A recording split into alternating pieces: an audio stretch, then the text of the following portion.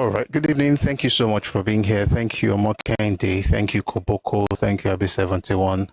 Thank you for the likes and the support. Good evening, Akadol. Good evening. Welcome. Thank you very much for watching the live.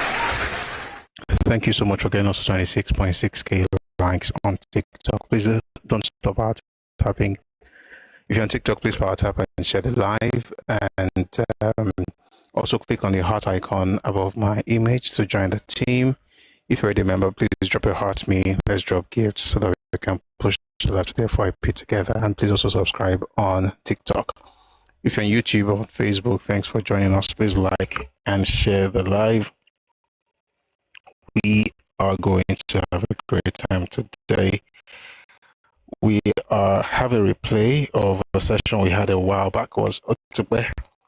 And I think that some of the things that we're talking about, it's important to also revisit some of the conversations we've had in the past. You know, you can decide to have a new session or new sessions or a new series of sessions on this matter, but it's not bad if we can relive the moment and just, listen to what we've done before. So today we are listening to a session we had titled Achebe, Meritocracy or Nepotism, the truth about Igbo dominance. To be honest, I'm having this session because yesterday we were talking about politics and Peter Obi's role in Nigerian politics, and somebody, for whatever reason, came up and said, "Oh, that what we're doing was tribalistic," and I also use the word nepotism. One of the things I've noticed about Nigerians, particularly folks from the Southeast, when it comes to political conversations, is that they use words they don't understand. And over time, the words they use lose meanings. So in Nigeria right now, if you call me a bigot or a tribalist, it doesn't mean anything because the meaning itself is lost. They've so overused the word, it has lost relevance. And it's the same thing that I got when the person talked about nepotism yesterday. I was like, Shele Mokotonye nepotism, like if you really see nepotism, are you going to recognize it? And if you're looking for nepotism and stuff, I think we should again go into history. Now, let me make something very clear. I say this often, and I think it's important to say it again. There's no perfect culture anywhere. Okay, I'm Yoruba. I'm very proud of being Yoruba. But that's not to say that Yoruba culture is perfect and we have nothing to work on. The thing is just that we identify what issues we have, and then, we can talk about it and address those things. What's unacceptable is folks who actually have worse situations wherever they come from, attempting to sound as though they have something on Yoruba people, and then ascending this ridiculous pedestal where they assume that they have moral superiority and they can then say whatever they want to say. I think it's important to set the record straight. And when we look at history, we discover that most of those people who are always saying you are this, you are that, the person is actually projecting for the most part. I've said often, and I'm sure you must have heard me say that, for the most part, in Nigerian politics, when people insult you, when people criticize you, every accusation is actually a confession. The person is telling you their own reality, but they're making it look as if it's your fault or that it's your issue. It's not your issue, it's theirs. And so that brings me to today's topic. The person mentioned yesterday that, there was nepotism, which is quite strange because the conversation had nothing to do with that. But I was like, we might as well take the opportunity to learn from history and see what nepotism actually looked like when it was practiced and the people who actually introduced it into Nigeria, and why, while of course I don't agree that it's okay to have nepotism, it's also important to make sure that the person who's accusing you of nepotism actually comes to equity with clean hands, So that's what this session is all about. We're going to begin, of course, with the book by Achebe. There was a country where he made some statements and, of course, tried to absolve his people of any responsibility for any form of nepotism, which is absolutely ridiculous. So we went from there into other materials detailing what happened in the 1960s and how Igbo became dominant in Nigerian, political landscape and in the civil service. And it's important to address some of those things, okay? So I'm going to read a very short description. This was before we started writing articles, so it's not that long. I'm going to read a short description and listen to the video Achebe, Meritocracy and Nepotism, the truth about Igbo dominance. Achebe once wrote in There Was a Country that Nigeria has failed to progress because the Igbos have not been allowed to thrive.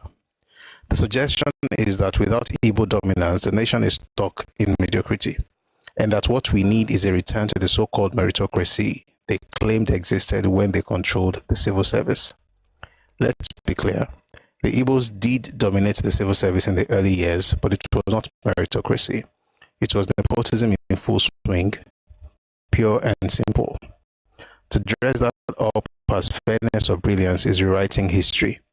Nigeria belongs to all its peoples, and every group is free to thrive, but we must not allow ourselves to be blackmailed by a victim mindset that confuses domination with equity or nepotism with merit. Here's Achebe, Meritocracy or Nepotism, the truth about Igbo dominance. Enjoy.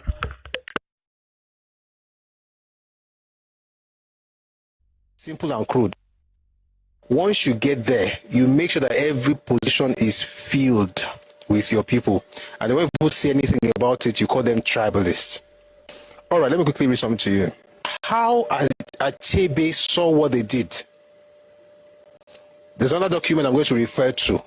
It's the white paper on political alignments that was published by the Western Caucus of the NCNC in 1964. That particular white paper is on Radio Me Global and it's free, so you can access it.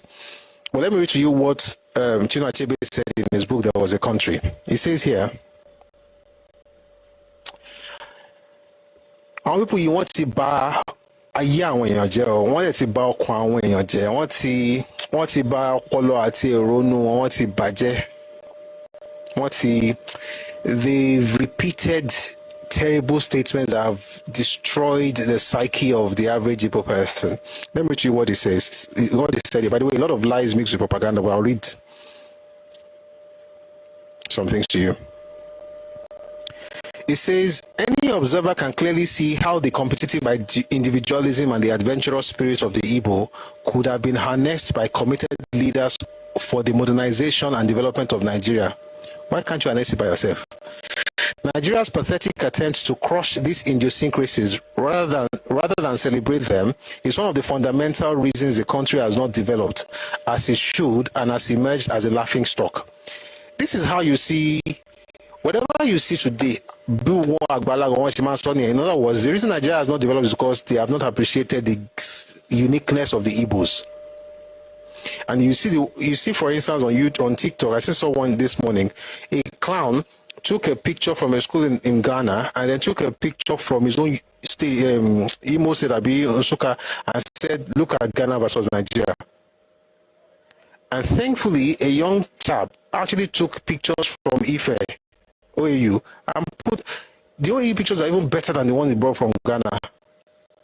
They use their own frame of reference for the entire nation, but they don't blame their leaders. It's all of us and the leaders of Nigeria. I see Nigeria as one abstract.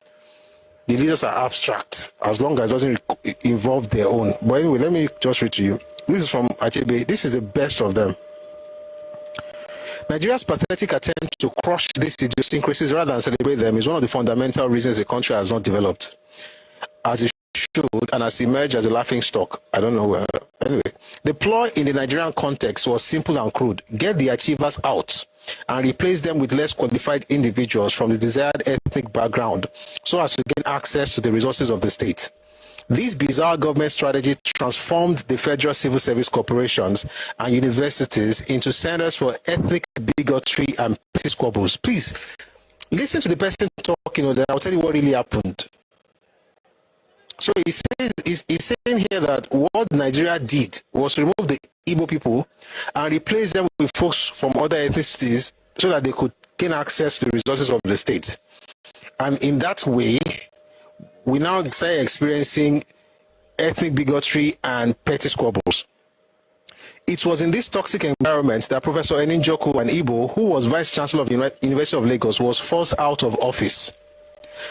an exasperated Kenneth Onwuka Dike, an ethnic Igbo and the Vice Chancellor of the University of Ibadan, facing similar bouts of tribal small-mindedness, famously lamented during this crisis that intellectuals were the worst peddlers of tribalism. Let me quickly explain what happened to you here.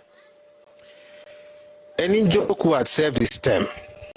So, by the way, Igbos ensured that the VC of UI was an Igbo man, even though there were Yoruba people who were senior, e.g., Ajose, Professor Ajose, e.g., Professor Ezekiel Oluwasomi. They were senior, but they chose DK. And guess what Yoruba people said? They were, I mean, it's Nigeria. We're all one country. In their minds, we were a good people nation. We're all good people and great nation. So they had DK as VC. It was a political thing. So it was the first indigenous VC of University of Ibadan. Was he qualified? Yes. Was he the most senior? No. And I will say this, that he became that because he was Igbo. And guess what? It's politics, so it's okay, right? University of Lagos, another Igbo was put there as a VC. Eninjoku. But he served his term.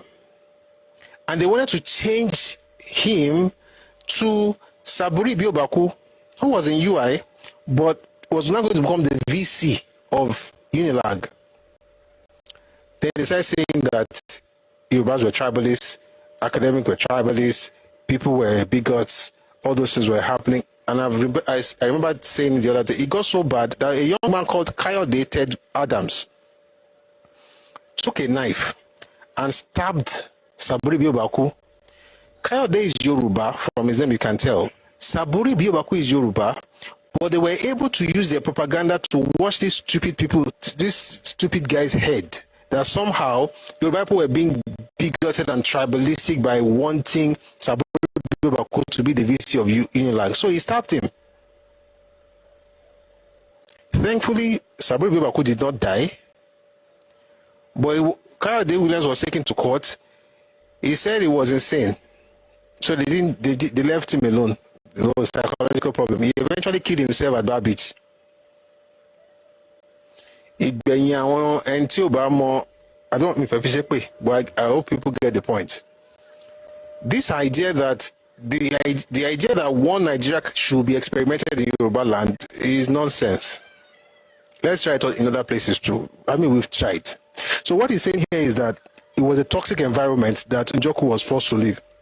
This same Njoku, who was the VC of Unilag, was then made the VC of UNN. My question, how come they didn't have any Yoruba person to become the VC of UNN?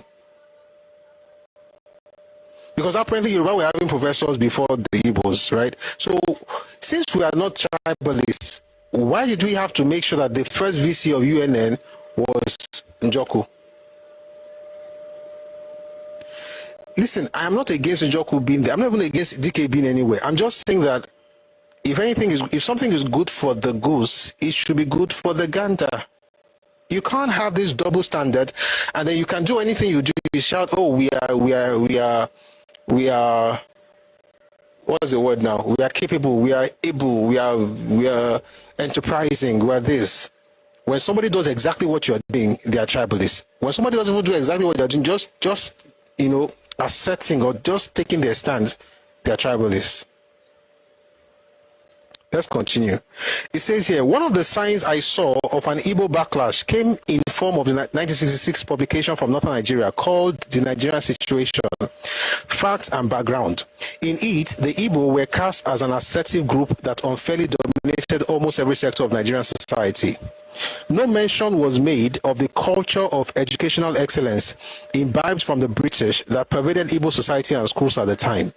Special attention instead was paid to the manpower distribution within the public services, where 45% of the managers were Igbo, and it is threatening to reach 60% by 1968. You remember the interview by Sadawna in 1964, the BBC interview, when he was talking about, he knew what he was talking about.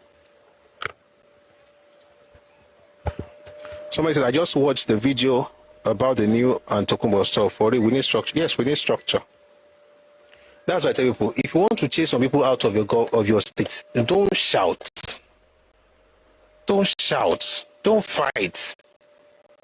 Don't say, you must leave. You must leave. Don't do that. Just create structure.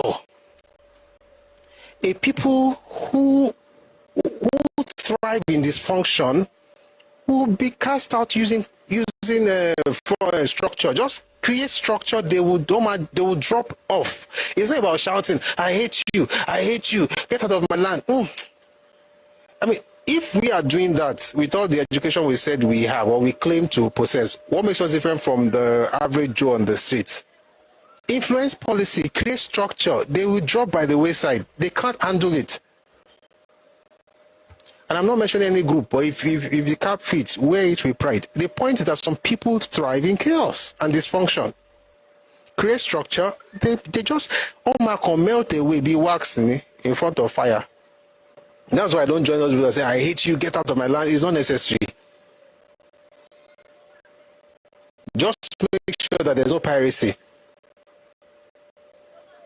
Stop piracy in the movie industry. What do you think happens what is happening right now in the film industry right now? You know, when this thing was, I was like, oh, at least they were spreading the thing. At least they have distribution network. But the money was not getting to the creators. No, at least they have creators. Okay. Now that, I mean, what was the last time you bought a DVD? You know, if you pirate something on YouTube, now the same internet will go find you.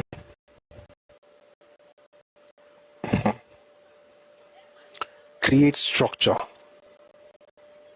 This whole thing about NAFDAC issue, what did Dora Queenly do?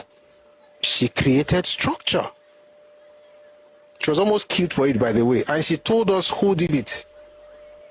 But it's not today's topic. Don't fight people, just create structure.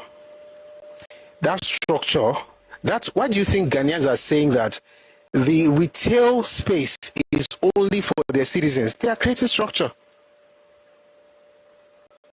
And they're making it very clear. The retail space is for our citizens. If you want to play in the economy, go into the wholesale bit, in the wholesale section. In other words, get the big money, the big box. Buy things in, wholesale. But when it comes to petty trading and all these things, if you start doing it, what will our own people be doing? You say, oh, it's xenophobic. It's not. They are concerned about their own citizens, as they should. Create structure. Let's continue with Achebe. So he says that the Northerners were saying that they were taking over 45% of the managers were Igbo and in public services, and it is threatening to reach 60% by 1968. Moreover, regrettably, though, the North's future contribution was credited with only 10% of the existing posts. Of particular dismay to the authors of the report were the situations in the Nigerian Railways Corporation, in which over half of the posts, please listen, no, over half of the posts were occupied by Igbos. The Nigerian Ports Authority and the Nigerian Foreign Service, in which 70% of the posts were held by the Igbos. Where am I reading from? Achebe, there was a country. This is a fact. You go see how it goes spin them. I'll come read how the thing happened later. It says half of the posts in Nigerian Railway Corporation is actually more than half were occupied by the Igbos. The Nigerian Ports Authority and the Nigerian Foreign Service, in which over 70% of the posts were held by the Igbos. Probably the pettiest of the accusations was the lamentation over the academic success of Easterners who graduated in large numbers in the 1965-66 academic year than their counterparts from the West, Midwest, and North. By the time the government of the Western region also published a white paper, which is the one I'm going to read very soon, outlining the dominance of the ethnic Igbo in key government positions in the Nigerian Railway Corporation and Nigerian Ports Authority. The situation for ethnic Igbos working in Western Nigeria in particular, but all over Nigeria in general, had become untenable. This government-sanctioned environment of hate and resentment Nigerian citizens based on their ethnicity. If you were an Igbo young man and you read this thing, would you not feel that you are hated? Let me finish before I tell you what really happened. In most other nations, the success of an ethnic group as industrious as the Igbo would stimulate healthy competition and a renaissance of learning and achievement. In Nigeria, it bred deep resentment and both subtle and overt attempts to dismantle the structures in place for meritocracy in favor of mediocrity. Foul. There's no meritocracy anything, but algorithm. It says to dismantle the structures in place of meritocracy in favor of mediocrity under the cloak of a need for federal character, a morally bankrupt and deeply corrupt Nigerian form of the far more successful affirmative action in the United States. The denial of merit is a form of social injustice that can hurt not only the individuals directly concerned, but ultimately the entire society. The motive for the original denial may be tribal discrimination, but it may also come from sexism, from political, religious, or some other partisan consideration, or from corruption and bribery. It is necessary to examine these various motives separately. It is sufficient to state that whenever merit is set aside by prejudice of whatever origin, individuals, citizens, as well as the nation itself are victimized. That sounds very powerful, Abi. It's absolute nonsense. Achebe just wrote rubbish, and I'll tell you why. If you can, check out the channel. You'll find what I'm about to read right now. You don't have to pay. This is how they gaslight you. Say there's no meritocracy, it's mediocrity. As long as the person is not in power, you're all mediocres. Once he puts his own family inside it, they are there by merit. And by the way, it's always the government that is doing this. It's politicians that are using people. It's not.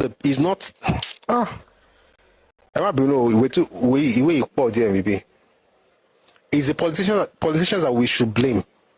Forget the fact that people are intentionally putting their own family members in every sector. But no, let's blame the politicians. This is what is called rada. Umbo, I want to read to you what he was referring to. It's a white paper on political alignment. White paper, the new political alignment in Western Nigeria, was published in 1964. Let me tell you how this whole thing really happened. Let's start with the railway corporation that he mentioned. The party appointed Dr. Ikejani as chairman of the board of directors. He was Onita Igbo. Ikejani, by the way, was the one who falsified academic records. He said he went to Toronto University. He said he went to the University of Toronto. He had DSc. DSc said he did not graduate with any degree like that. He's a doctor. I think it was a pathologist or something like that. But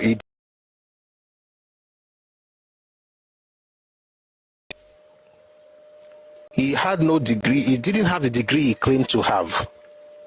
Another day, maybe Monday, I will read to you what really happened, how they found him out, and how Zeke and the rest of them ensured that it was heading UI, board of board of governors or something like that, before they had to talk about removing him. But let me read to you what now happened. So when he left that place, they then made sure that they put him in charge of the Nigerian Railway Corporation. He was in charge of UI. He had falsified, he had fake certificate. They found him out. You know what? There's no need for tomorrow. That tomorrow we'll talk about, we'll continue with what happened in this eastern region. Let's talk about Ikejani for a second. Mumbo. It's here. Take a listen to this. Onwaforizu is the first one. We'll come back to Onwaforizu another time. He's the one that stole money. Was imprisoned. Azikiwe made sure that he got pardoned. In 1961, for instance, Dr. Okechukwu Ikejani, the pro-chancellor of the University of Ibadan, was caught lying about a certificate he never had. A visiting scholar from the University of Toronto a visiting scholar from the University of Toronto who appeared to be from the same department which allegedly awarded Ikejani's certificate was the first to point out that Ikejani never had that esteemed Doctor of Science degree. Ibadan erupted, and there were calls for Ekejiani to resign and be prosecuted. To Azikiwe, who was the head of state, the visitor to the university, and in charge of such appointments, Ekejiani was being persecuted because he, Azikiwe, had dared to appoint another Igbo after Francis Ibiam as the pro-chancellor and head of the governing council of a flagship federal university in a non-Igbo region. In particular, when the vice-chancellor was already an Igbo. In other words, the vice-chancellor was Igbo, the pro-chancellor was also Igbo. Before departing Toronto University, where he rightly earned his undergraduate medical degree, Ekejiani seduced and frequently unhooked the lovely secretary at the Vice-Chancellor's office until she embossed a Doctor of Science certificate in his name, complete with authentic signatures but with no education behind it.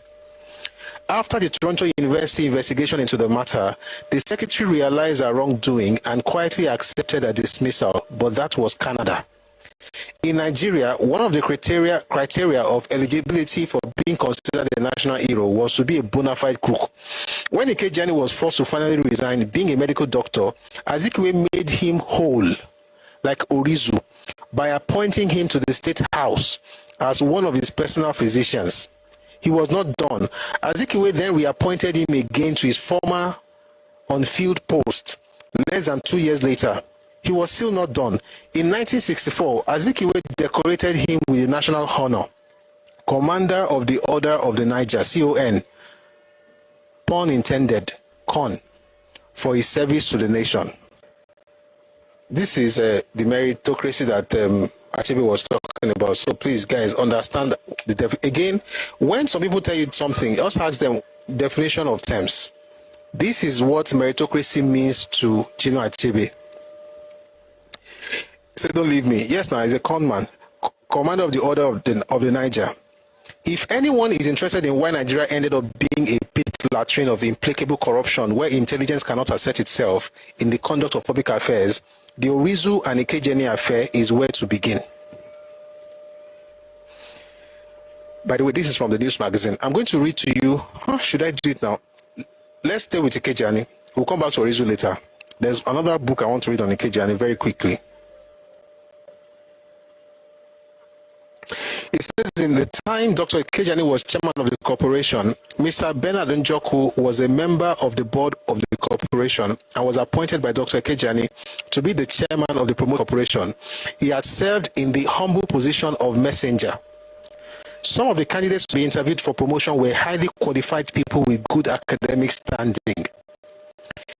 It seems to us unwise to have people of limited education on promotion boards.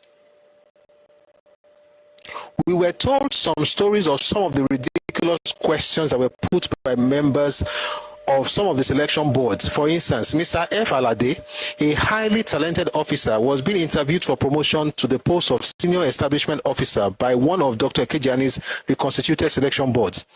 One of the members asked him, Mr. Alade, wetin make you think you go chop this post?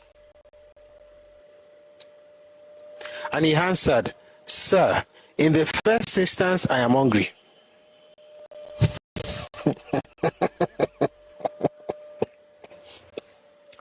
Judging from the terrible activities of the promotion boards in the time of Dr. Ekejiani, we have concluded that these promotion boards were a mockery.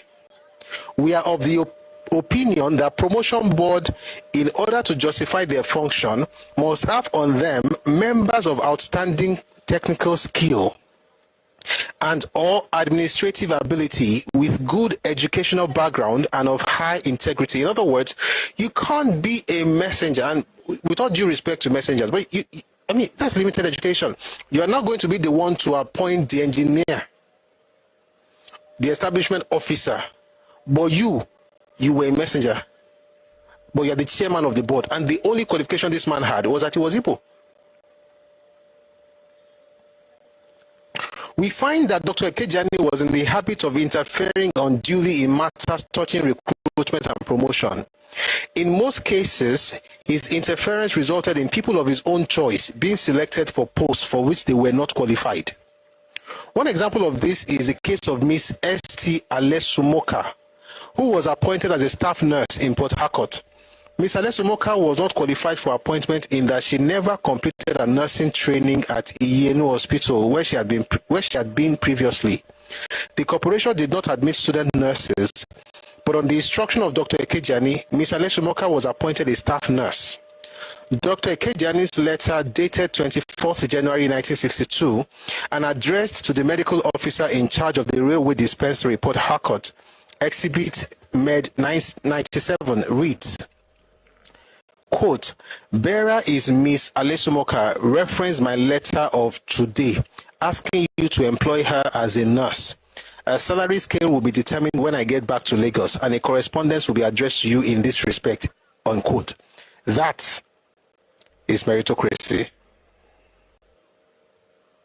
Within 2 years of this lady being employed in a post for which she was not qualified, she was given a scholarship by the corporation to do secretarial studies in the United Kingdom with a view to becoming secretary typist.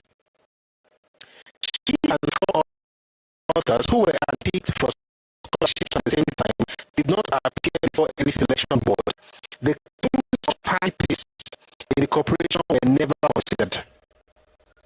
If the corporation needed more secretaries for them, in any case, we do not see the need to train secretary typists abroad. In a similar way, Dr. Staff nurse, Mr. Onyeku had been in Mr. Onyeku, I'll take that again. Mr. Onyeku had been in the employment of the federal government and was employed by the corporation without the circumstances in which he had left the service of the federal government being investigated. Dr. Kejani set such a bad example that officers of the corporation were only willing to follow. Dr. Fomata, following in the wake of Dr. Kejani, wrote a note to his staff assistant as follows, quote, remember the male nurse being sponsored by Mr. Njoku, board member. Kindly minute for PMO about my comment to you that it should be favorably considered for PIV.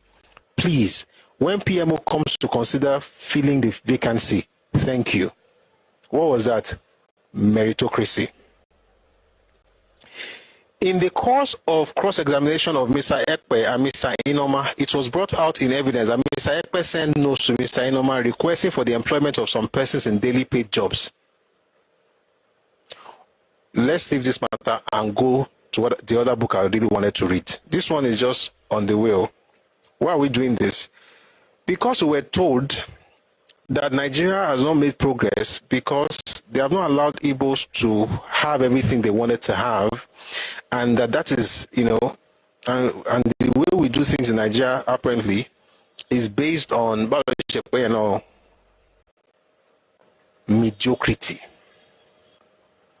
But what he expected us to do was to have meritocracy. So I've been reading to you the definition of meritocracy for a while. Mombo. What I just read right now is from the Commission of Inquiry into the Nigerianization of the Public Service.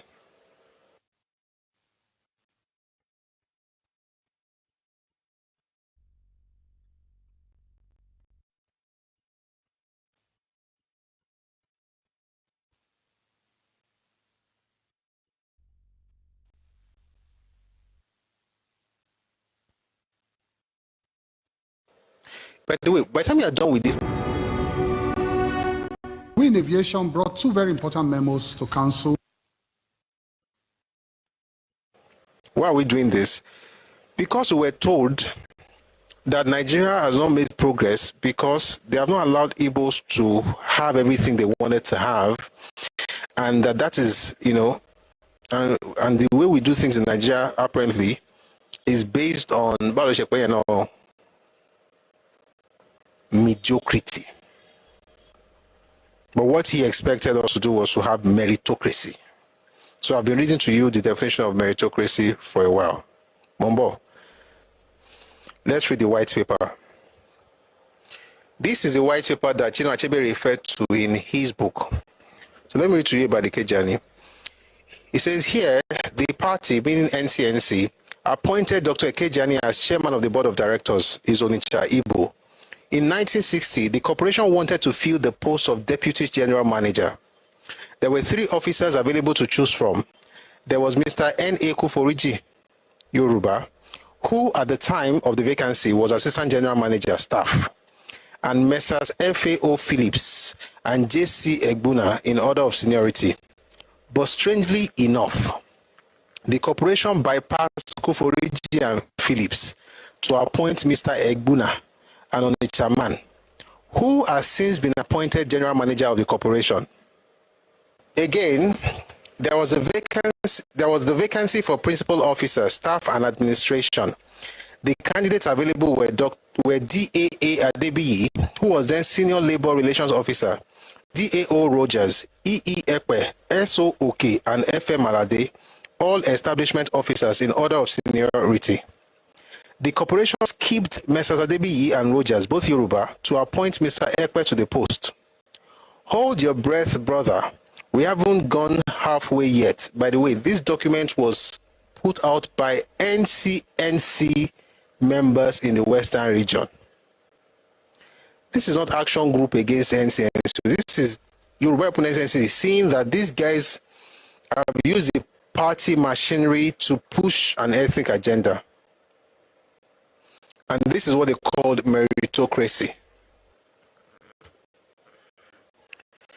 So it says here, hold your breath, brother. We haven't gone halfway yet. The corporation had room for a deputy assistant general manager staff, for which there were 3 candidates in order of seniority. Messrs. D.A. Adebiyi, F.M. Alade, the 2 men superseded for the post we have just dealt with, and E.A. Imokwede were lined up. Again, the corporation ignored Adebiyi and Alade and chose the man at the bottom of the ladder. 5 men applied for the vacant post of training and education officer. In order of seniority and qualifications, they were R.A.A. Junaid, senior assistant works manager, T.O. Grillo, S.M.O. Denloye, A.O. Adewoyin, and A.N. Nnoma. The first 4 candidates, who happened to be Yoruba men, were thrown off in favor of Mr. Nnoma and Igbo man. All this happened in the management sector of the corporation. Let's go through the story in the secretary's department. There was a post of deputy secretary legal to be filled. Mr. Megwa LLB vied for this post, but as usual, it was brushed aside for Mr. N.C. Ikejiani, brother of, guess who? Brother of Dr. Ikejiani, chairman of the corporation. This is what Achebe was calling. Again, I know I'm repeating meritocracy just to let us understand. Anytime you're talking to people in Nigeria, ask them to define what the terms mean, or else. So they put Megwa by the side and put Ikejani's brother. Mr. Megwa has been assistant secretary since 1960, but Mr. Ikejani, who superseded him, was brought in by direct appointment in 1962.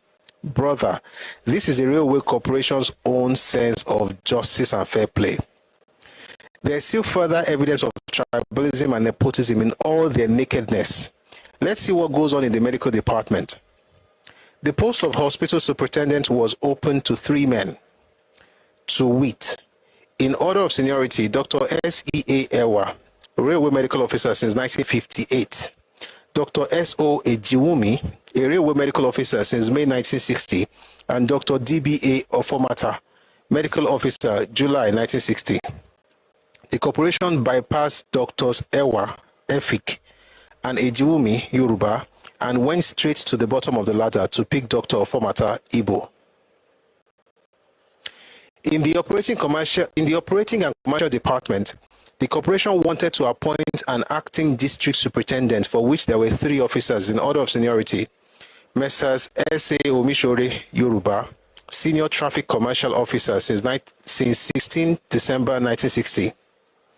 T.S. Agbabiaka, Yoruba, traffic commercial officer since 16th December 1960. And E.O. Agosiobo, Igbo, who became traffic commercial officer on 22nd May 1962. They were considered eligible. the corporation brushed aside both Mr. Omishore Yoruba and Mr. Gbabaka Yoruba for Mr. Agosiobo Onitsha Igbo. The story is the same in the mechanical department. Once, there occurred a vacancy for a work superintendent in this department. Messrs. HAA Junaid, AMI MEC-E, TC Grillo, SI MEC-E, SNC Ogbo, AMI MEC-E, and NN Obinwa were put forward for the job in order of seniority, which went to NN Obinwa Igbo, who thus superseded his own Oga, Messrs. Ogas Junaid, Grillo, and Ogbo. Having failed to get this job, Messrs. Junaid and Grillo again tried for the post of production engineer, which alas was given to another child of the bedchamber by name SNC Ogbo Igbo. He thus superseded Junaid and Grillo, both of whom have been senior assistant works manager since 1960. In 1962, Mr. Obinwa, who was made to supersede 3 senior officers for the post of works superintendent, was again appointed acting deputy chief mechanical engineer over another 3 senior officers, Messrs. B. Ajose Yoruba and T.I. Awoshika Yoruba. This list is long. It's a list of 63 positions. I'll read like the first 10, then I'll read the conclusion. That the post of chairman is held by an Igbo. The next powerful post, that of general manager, held by an Igbo. Their 2 private secretaries are Igbo. The assistant general manager is an Easterner. Deputy assistant general manager an Edoman. The private secretary attached to them is an Igbo. The senior labor relations officer is an Igbo. There are 2 posts of senior establishment officers shared by another Igbo and a Yoruba. There are 15 assistant establishment officers, 9 of them are Igbos. The only post of office superintendent is held by an Igbo. There are 3 stock verifiers, 2 are Igbos. There are 3 senior stock verifiers, 2 of them are Igbos. There's provision for 1 deputy secretary and it is held by an Igbo. 3 senior assistant secretaries, 2 of them are Igbos. Oh boy, this thing is long. Let me just read this conclusion. But I think the reason they wrote it out is that it gives you the real stuff. There's provision for one assistant secretary who is an Igbo. The corporation has 1 public relations officer and is an Igbo. The corporation senior lands officer is Igbo. The commercial advertising officer is Igbo. The only studio supervisor is Igbo. The only deputy chief accountant is Igbo. There are 16 executive officers. 9 of them are, you can write in the comment section, Igbo. Oh boy. There are 2 senior stores officers and they are both Igbos. There are 5 district controllers of stores, 3 of whom are Igbos. There are 10 assistant controllers of stores, 5 of whom are Igbos. Actually, it's Igbo, it's IBO. It's not IGBO. The Igbos are a Yoruba subgroup. They are also referred to as Ugbos, and they are present-day Ondo State. The folks in the southeast are Igbo. The pronunciation, the way they pronounce it traditionally in their own language is Igbo. And the best way to spell it is IBO, so that we don't confuse that with the Igbos of Ife or the Igbos who are now in Ilaje. They are now Ilaje people of Ondo State. Those are the Igbo. And on the southeast are Igbo. And like I said, I studied Igbo in secondary school. It's not Igbo, it's Igbo. So we spell it IBO. Thank you very much for understanding. No disrespect, just making sure we are all on the same page. Shall we continue? There are 10 assistant, there are 16 executive officers, 9 of them are Igbos. There are 2 senior stores officers and they are both Igbos. There are 5 district controllers of stores, 3 of whom are Igbos.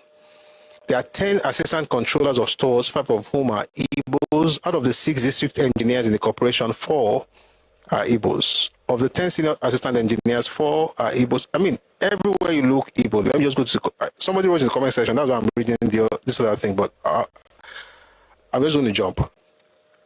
And so, dear brother, out of a grand total of 431 names on the current staff list, of our railway corporation, 270 are Igbos, 161 belong to other tribes. I need somebody who knows how to use calculator.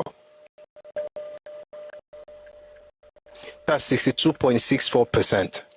No, 62.65%.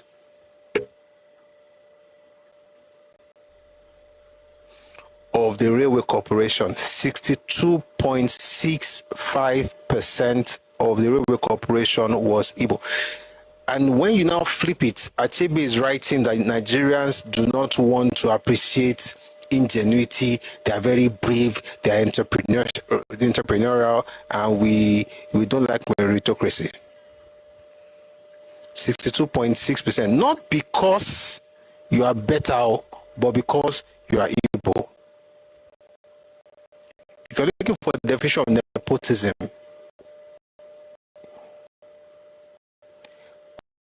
connect this with the stuff from Igbo National Caucus. You begin to understand, and connect this with what Oyema said in 45. You begin to understand what's happening.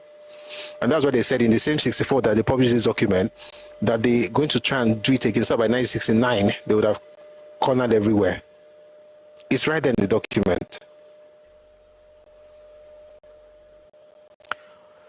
57 direct senior appointments made by the Nigerian Railway Corporation during the tenure of office of the present chairman, Dr. Ẹkáàbọ. 27 were Igbos, 8 other tribes, and 22 expatriates. In other words, 35 of the 57 were Nigerians, 22 were Oyibos or expatriates, and of those 35, 27, sorry, of those 35, 27 were Igbos, 8 for others.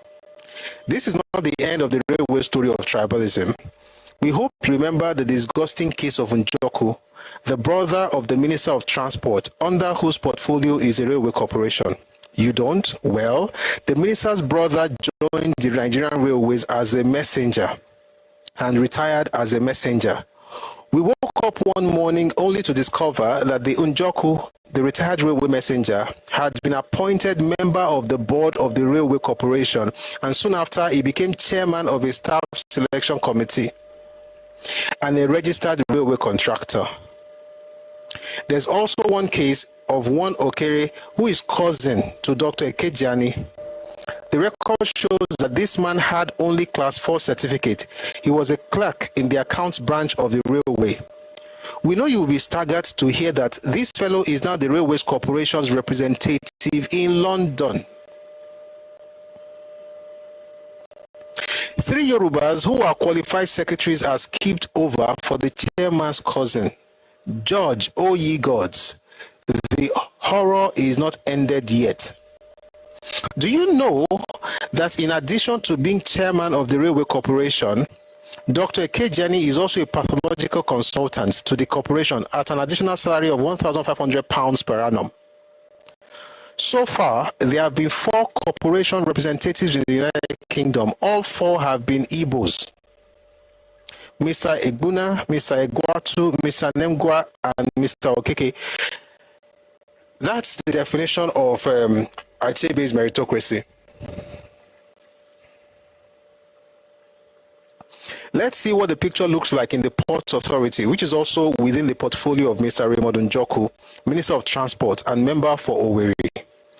The first thing that strikes one in this department is that barring the chairman and the general manager, the first 25 topmost officers are all Igbos.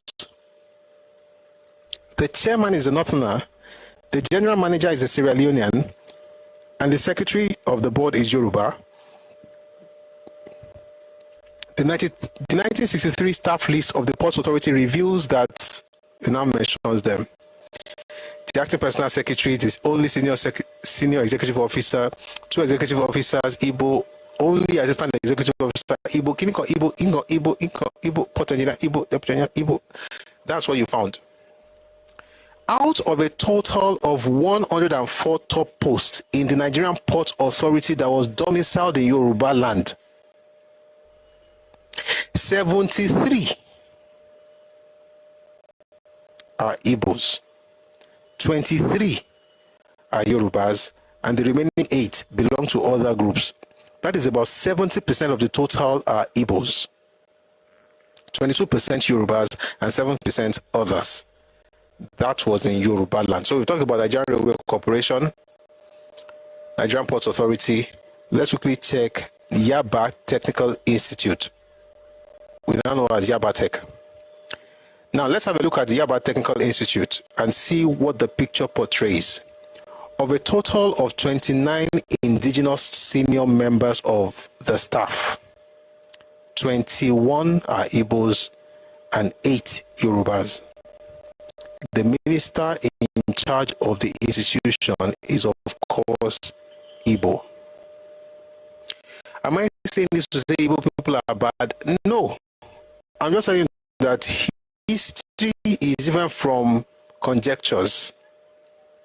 And this all this thing about sub stories, where people just say, oh, they did this to us, they don't like us, and all of them are bad, and they are nepotistic and tribalistic, and they are bad, is because we don't know what really happened. So let's know what really happened. We're not saying everybody from the East is a problem. That's not the point. But the point is, we're not going to forget history and take on the blames that should go to your parents because we want to be one Nigeria. Your parents should own that because they did it. So in the Nigerian Railway Corporation, about 62% we said earlier were Igbos. Nigerian Ports Authority, 70%. In Yaba Tech, there were 29 staff members, 21 were Igbos. Meanwhile, Yoruba had more educated. Jesus is Lord.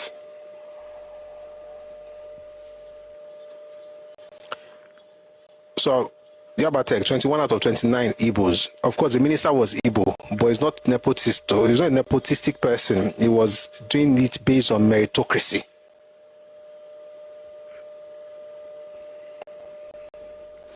We shall in due course furnish you with a detailed picture of the very disquieting situation in Ibadan University and the Ibadan Teaching Hospital, where the two gentlemen in charge are of Eastern origin. We have been discussing so you have to take over everywhere now. Again, 1944 plan. We have been discussing corporations and institutions, but what about scholarship awards? This particular sphere is highly deplorable and grossly unfair to the Yorubas. Admission of children into free primary schools in Lagos is another example where the indigenous Lagosians are tendenciously discriminated against. Now, the Nigerian Airways. The chairman is Igbo. Before his appointment, he was deputy chairman of the corporation, a post authorized and recognized by the Minister of Transport, who is an Igbo. His predecessor in office was a Yoruba man. And in accordance with equality of distribution of office, one would have thought a Yoruba man would have been appointed to fill his vacancy or the post of his deputy.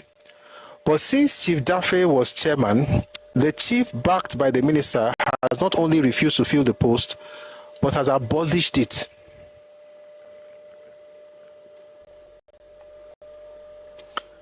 Kakakekuma jesese, avishawadano. In London, there's a fellow named S.A.O. Dafe, appointed only about a year ago. He is now Assistant London Representative. He is brother to the corporation's chairman. Apart from that, his only qualification is a Standard 4 certificate. He is on a salary of £900 plus, £520 house allowance, and £100 garage allowance. There are 2 officers responsible for processing applications for employment in the airways. They are both Igbos. A Yoruba man, Mr. W.I. Oshinaga, was recommended by his immediate heads of department for increment. This was turned down by the board for no assignable reasons. The same fate befell 4 other Yorubas. 7 Igbos were promoted by the corporation to senior positions carrying emolument of £860 per annum against the departmental head's recommendations. In August this year, there was a total of 15 promotions to senior service grade. 11 went to Igbos, 3 to Yorubas, and 1 to the Midwest. Mr. S. Isatayo, a cargo supervisor who was engaged in 1944, is still in the junior service, even though he has trained most of the Igbos already promoted to senior staff in the airways. Another Yoruba, Mr. S.A. Tatoye, cargo supervisor who was engaged in 1951, is still in the junior service. This is in 1964.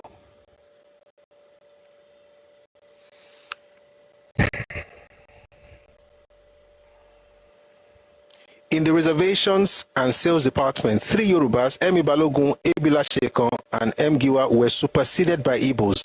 In the operations department, Mr. ASN Ofo, an Igbo, who is now senior operations officer on £1,500, was engaged in 1955 with broken service and was promoted senior staff in 1962. Superseded Mr. A.O. Akinwumi, a Yoruba with continuous service, who was engaged in 1949 and now operations officer, still on £890 per annum. In the catering department, the man who was given the job of catering officer, Mr. J.E. Mbamali, possesses a secondary middle 3 and was until his appointment a steward at the Nigerian Hotel at Kaduna. The Nigeria Hotel at Kaduna. At the time of his appointment, another Yoruba applicant, Mr. Oyefeso, an experienced caterer who had catering qualification in reputable catering institutions in England, was turned down for no assignable reason. I mean, it's Yoruba Oyefeso. What else do you expect? The Swiss Air wrote concerning Mr. Mbamali, we propose to give him the same training as we give your junior staff, unquote. But Mr. Mbamali was appointed to senior staff on £1,315 per annum straight. The person that was not, he never even reached junior staff, but he's not the order of everybody. His only accomplishment is where he's from. Somebody on YouTube says that BBC interview Amadou Bello granted is now clear. When you watch that interview, by the way, Amadou Bello was talking about what was happening in the northern region. It's worse in federal service. So let me tell you something. At the time, Nigeria had 5 civil services: the federal service, the one in the north, the west, the east, and the midwest. These guys took the north. I mean, to be fair, Northerners did not go to school early enough.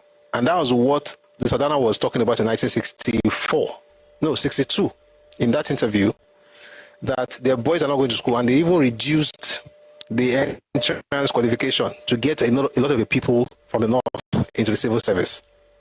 But they took the federal civil service, which is what we're reading right now. They also took the Midwest.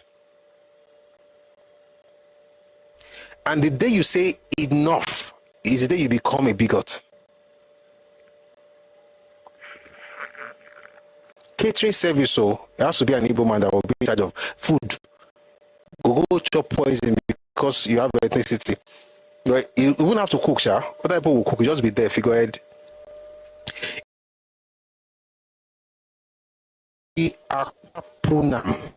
And Ed Boshe, both Yorubas, still on junior services with ARB approved license on F27, while both Apunam and EJ have no such qualifications. In other words, you have no qualifications, but you are the organ of people that have communication. It now says grace and his merit. It's everywhere. Accounts department. They ensure that the Igbo superseded people like A. Lawal, who was engaged 20 years prior, since 1944, with Class 4 and 8 years teaching experience. There are 7 Igbos in the Secretary's office. It was, the Secretary, Mr. B.S.C. Nzenwa, is of course an Igbo. He was called to the bar in 1959. He was appointed in preference to 3 better qualified Yoruba candidates. Mr. Shitabe, who holds the LLM degree and qualified in 1959, Mr. C. Shonukan, who was called to the bar in 1955, and Mr. F.O. Blaze, who qualified in 1943. Mr. Ezenwa was in 1962 on appointment, originally paid a salary of £2,075. He is now on salary of £3,100 from September same year, which was also made retrospective to the date of his appointment. If you know why people will not allow certain people to be in some positions, okay. And if you think this is just history, wait until I play you what happened in the House of Representatives last year of an institution in the East where they had less than 900 posts, less than 900. And about 30 of them were from Enugu and 811 were from Anambra. So if you think it's about the past, it's not the past. But if you don't believe me, when I'm done, I'll find that video and play it. But let's listen to this one. Why am I doing this? Because Achebe lied. Because Achebe's lies would also affect young Igbo people who would think people just hate them for no reason. That they were at the top using meritocracy. And Nigeria is against them because of their ethnicity, which is what Achebe said in his book. Nigeria was not against them because of their ethnicity. Nigeria is not against them because of their ethnicity. Certain things have been done. And certain things are being done. And no, we're not tribalists. We're not bigots. We just have to call these things out. Stop making it look as if you are a victim. You are not. You are the perpetrator of terrible things. May God forgive all of us. Let's go back to the book. In the AM's office, there are 5 Igbos and only 1 Yoruba. Flight stewards and stewardesses. Here, the corporation has a total of 53 flight stewards and stewardesses, 33 of whom are Igbos. Ordinary flight stewards. Anywhere you got to, you must fill that place with your ethnic people. But if anybody says anything, they are the ones who are tribalists. You are the ones who are moving and advancing based on meritocracy. Because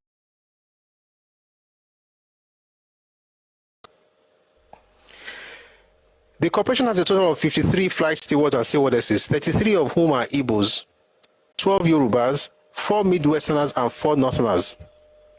Out of 6 catering officers receiving training in Zurich and Switzerland, 5 of them are Igbos and only 1 Yoruba. We read about the nurse earlier, right? Whilst it was, in 1963, the post of publicity officer in the senior service sector of the airways was advertised. 2 Easterners were appointed and all Yoruba applicants were rejected. Whilst it was expedient to declare the expatriate senior operations officer redundant to pave the way for the immediate appointment of Mr. Ofo and Igbo, an Indian qualification licensed mechanic was appointed general manager, notwithstanding there was at all material times in the service of the company, a Yoruba man by the name of Okoka with better qualifications, having had a first-class degree in Britain and more solid, varied international experience in the airlines, who was superseded. The Indian general manager should be requested to relinquish his appointment, and Mr. Okoka, the only Nigerian with undoubted requisite qualifications and experience, should be appointed forthwith. In other words, a Yoruba man who had more experience was jettisoned, and they had to go for an Indian with lower experience and an Igbo man to fill those posts. So the Igbo man, Mr. Ofo, filled the post. The other one was filled by an expatriate Indian who had lesser experience, whether qualifications or experience, than the Yoruba man. But guess what? He's not Igbo now. Why should they promote him?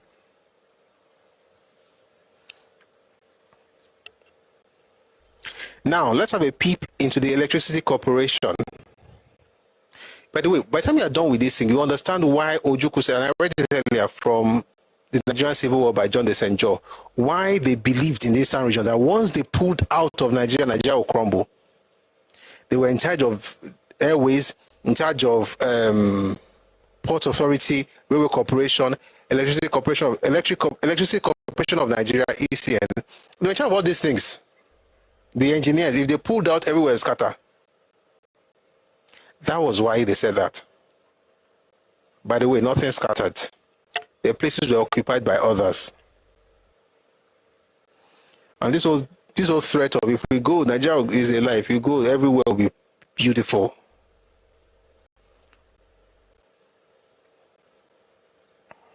I'm not saying you should go, Shao. But if you want to go, who am I to hold you back?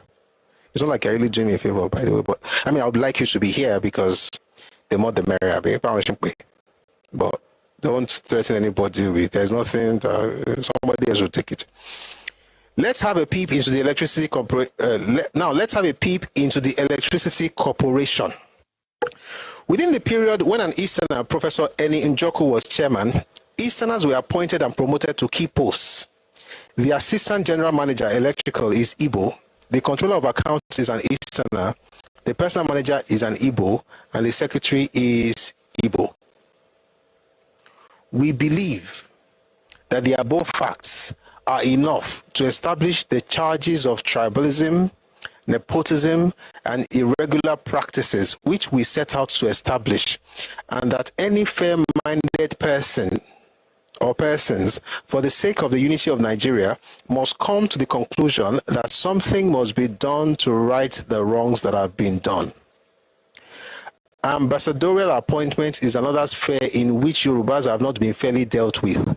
So far, there are 9 ambassadors posted to key countries in Africa, Asia, Europe, and America, as against 3 Yorubas, 4 Northerners, and 2 Midwesterners. The worst of all is what I'm about to read right now is the worst. Everything is bad though, but this one is terrible. The Niger Post Company Limited, betting company again. Just pause. The Niger Post Company Limited, which is a quasi-government project, is an eyesore. Of the 7 members of the board of directors, 4 are Easterners, including Mr. Ogochukwu, the chairman, 2 Northerners, and 1 Midwesterners. Coupled with the fact that these directors are alleged to have allotted to themselves all the shares meant for the Nigerian public. We therefore demand that those people, irrespective of group of origin, who have been unjustifiably made to supersede their seniors should be downgraded to their right place in the service hierarchy. Number 2, that those who, irrespective of group of origin, have been unjustifiably superseded by their juniors should be raised to their right place in the service hierarchy.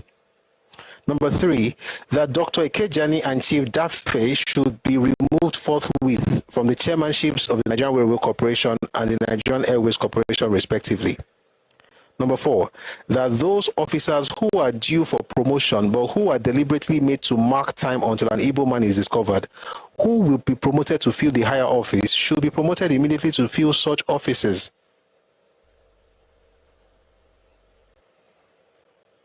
We Yorubas of the NCNC, they are not of the AG. They are the Yoruba, we are all together in LP kind of spirit.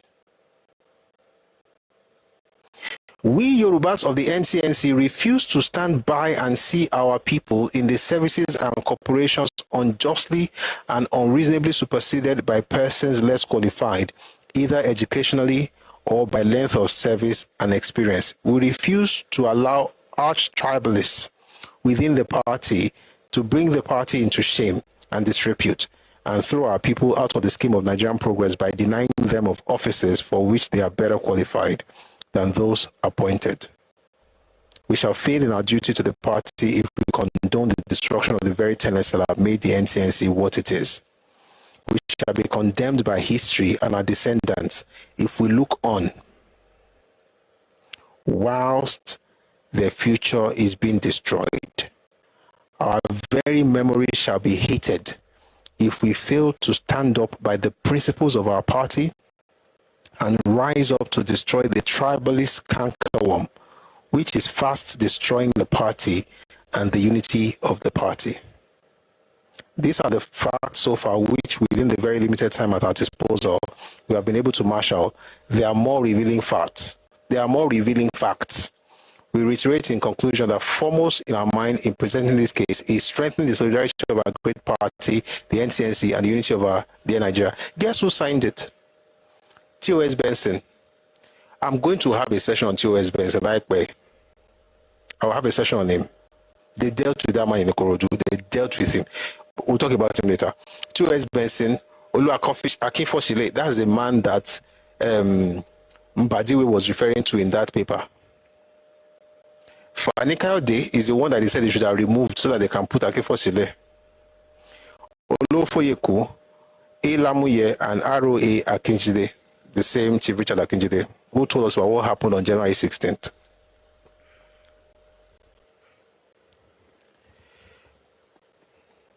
Yes, Egbon Bobby Benson, yes, the musician. By the way, T.S. Benson married an Igbo woman. It did not stop them from campaigning against him and saying they wanted an Igbo person to represent Ikorodu instead of him.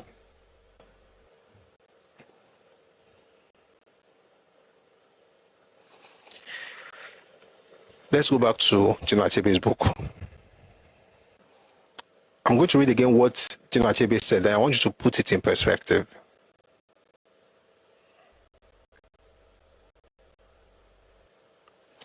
He says here, of particular dismay to the authors of the report were the situations in the Nigerian Railway Corporation, in which over half of the posts were occupied by Igbos, the Nigerian Ports Authority, and the Nigerian Foreign Service, in which over 70% of the posts were held by Igbos. Probably the pettiest of the accusations was the lamentation over the academic success of Easterners, who graduated in larger numbers in the 1965-66 academic year than their counterparts from the West, Midwest, and North. By the time the government of the Western region also published a white paper, the one I just read, outlining the dominance of the ethnic Igbo in key government positions in the Nigerian Railway Corporation and the Nigerian Ports Authority, the situation for ethnic Igbos working in Western Nigeria in particular, but all over Nigeria in general, had become untenable.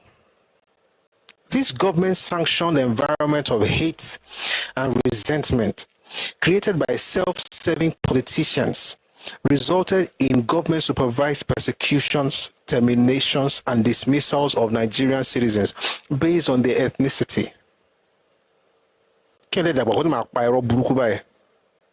A young Igbo person sees this and believes. In most other nations, the success of an ethnic group as industrious as the Igbo will stimulate healthy competition and a renaissance of learning and achievement.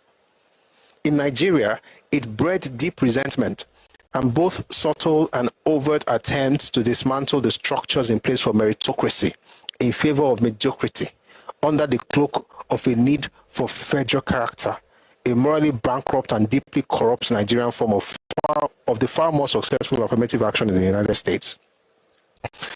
The denial of merit is a form of social injustice that can hurt not only the individuals directly concerned, but ultimately the entire society. The motive for the original denial is rubbish. This is nonsense.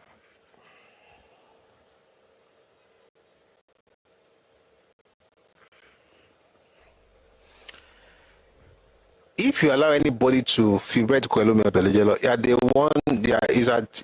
one at fault too. This is what I like to tell people: be fair. If I see an able person and let's say I have a job, for instance, and I see you and you're qualified and you can do the job, I will not say you should not. I will not give you the job because you are able. I might have other reasons. So if you cannot do the job, for instance, if you have terrible character, you are out. I don't really care. But it's not going to be because you are able. Somebody says here on YouTube, little wonder they are quick to accuse others of nepotism. Yes. Where you will see nothing, they will see it because they understand what it is. They've been there, done that.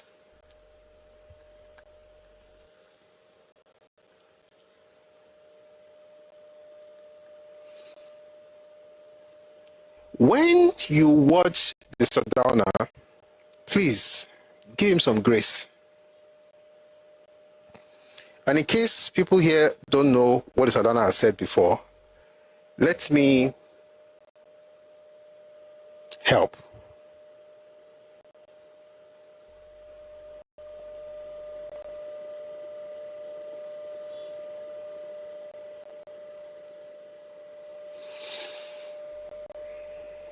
Take a listen to this.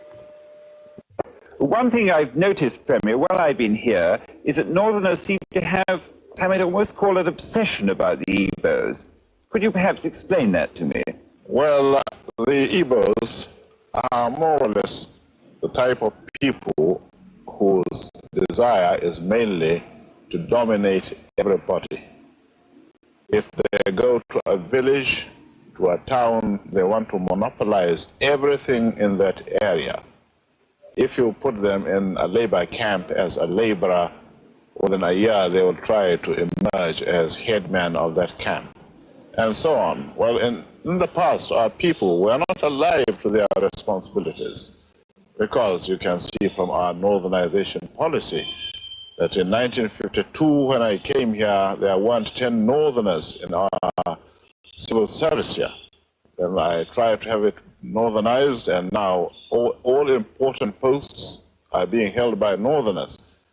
Is this policy of filling all key posts in the north solely with northerners and not with other Nigerians a temporary or a permanent one?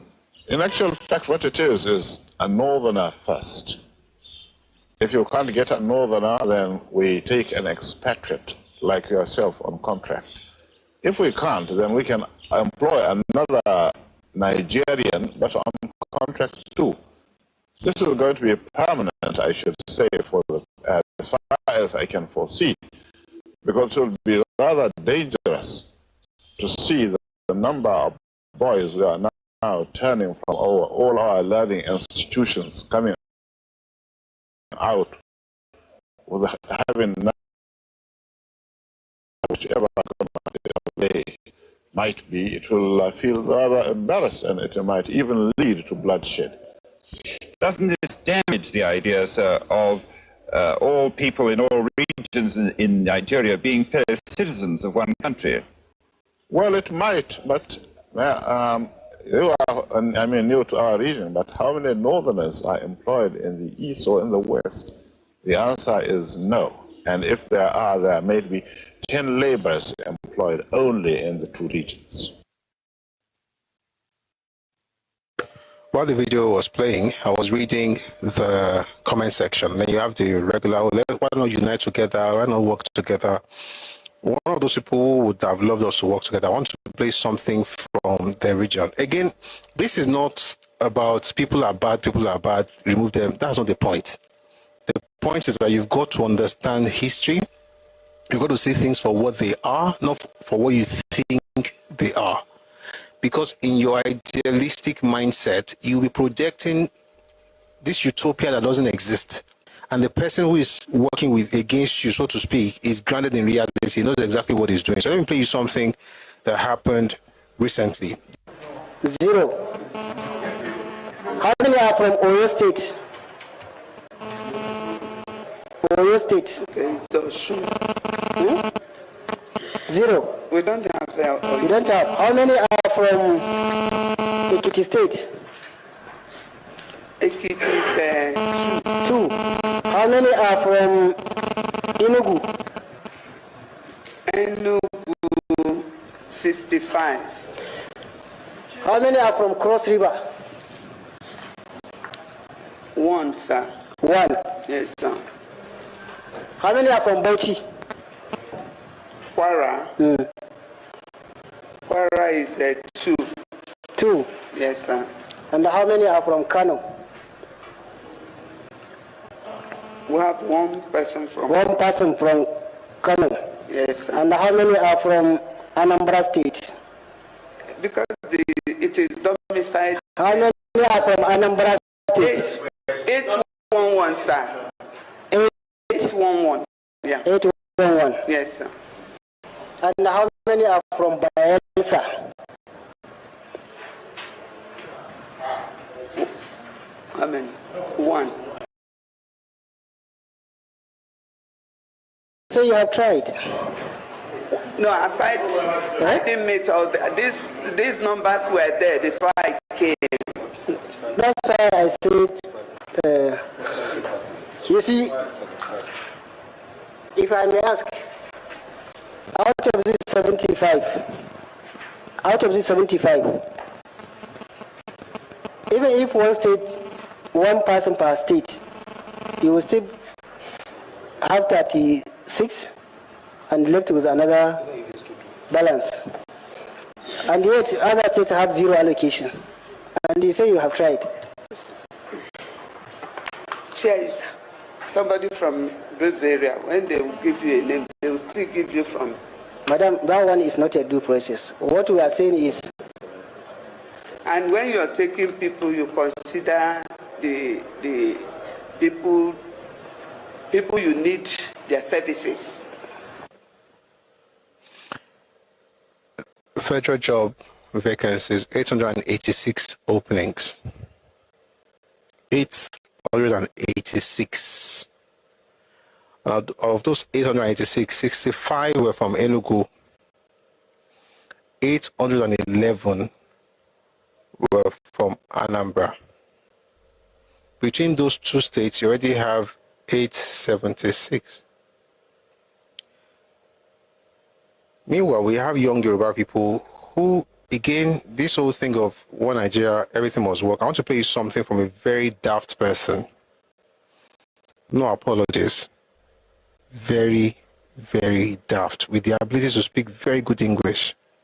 I'm not going to mention the person's name, so no problem. Take a listen to this. It's not Yoruba land. It's one Nigeria. It's not Yoruba land, Igbo land, Hausa land. This is one. And we've been we've been having this issue over and over again. Like, I don't know why the Yorubas don't want to allow the Igbos to just like inclusiveness. Àwọn tó ń torí wọn gbàwẹ̀ tán jọ̀sán láwọn ilé. Òyìnbó burúkú yẹn náà ni, they just speaking English. They don't have anything upstairs, just English language, that's all. No understanding of self-preservation, no understanding of history, no understanding of consequences, just vibes and inshallah with very good English.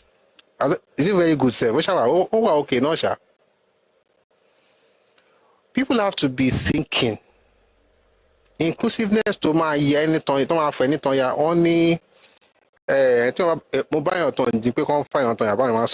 you cannot be so open to the point where you forget that there are boundaries to these things.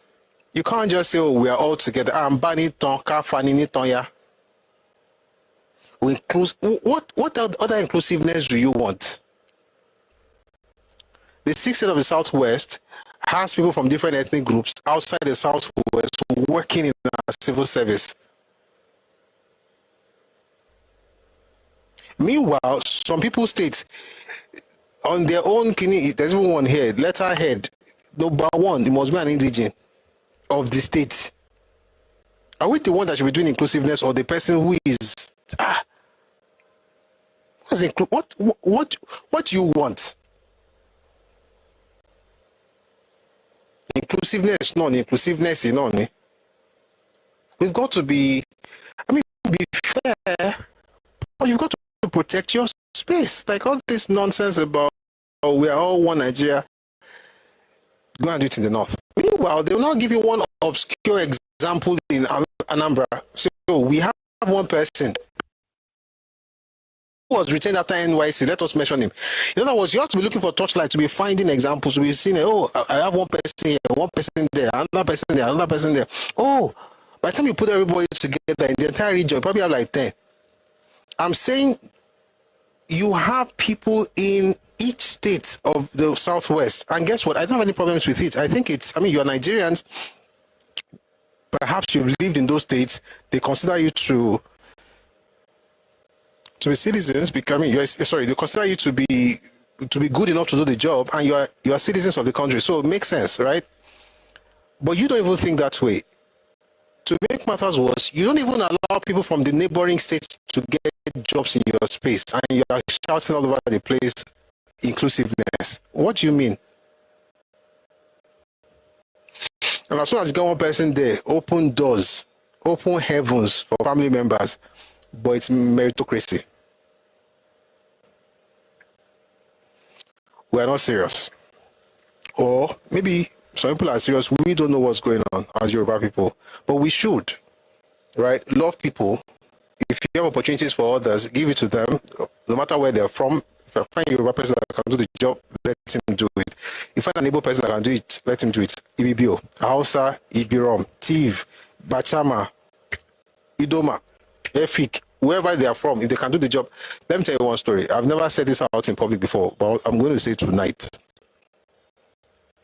A few years ago, I was having a production. It was in Abuja. And it was a musical, right? Stage production was musical. So my actors were singers, they're musicians, number of people in the cast. Oh boy, I invested a lot in these people, train them, and I'm glad I did. So towards the end, the main cast, she asked me a question. She said, I never thought about it. Her father, and I like to know my people. I like to know who I'm working with. Not for any, I just need to, it's the way I was, I mean, it's the way I've been trained in the other, you know, in my other life. So, her father is, I think, Igede. The mother is Igbo. She's the lead actress, or as a lady. The lead actor, his own father is Igbo, so he's Igbo. So she now asked me, now said, are you going to allow both of us, we are Igbos? I never thought of it. Some people that were working, I mean, the architect who built the set is Yoruba, but the keyboardist is Igbo. And then the basis is Yoruba. For me, it didn't even occur to me, there were Northerners there as well. I think there were a couple of Northerners there, someone from Delta. When she now asked me that question, like, okay, she was not saying she wants to appreciate me. I used to think that if you want to appreciate you, they should appreciate you for things that really matter. The person was like, she wants to appreciate me, you know, for allowing all this kind of, you know, the way the composition, I mean, the way the production, you know, was going. We were about to stage the show, and that she doesn't know if I noticed that she's half Igbo, the other guy is Igbo. I'm like, you can act, you can say what I want you to say. If it was Yoruba, for instance, definitely I'm not going to have them act because what the Malay saw. But if you could say it, why not? You can sing, you can do it. It's fine. I have no problems with anybody. But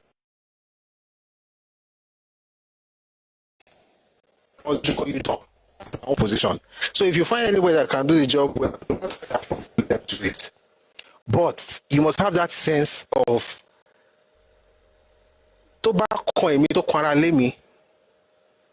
right? Put your people first in all things. Yes. My own problem is this. I cannot put you as a member of my family if you cannot do the work well. And from what we have seen from the reports we've read, the people that got the job did not get the job because they could do the job well. They got the job because they were Igbos.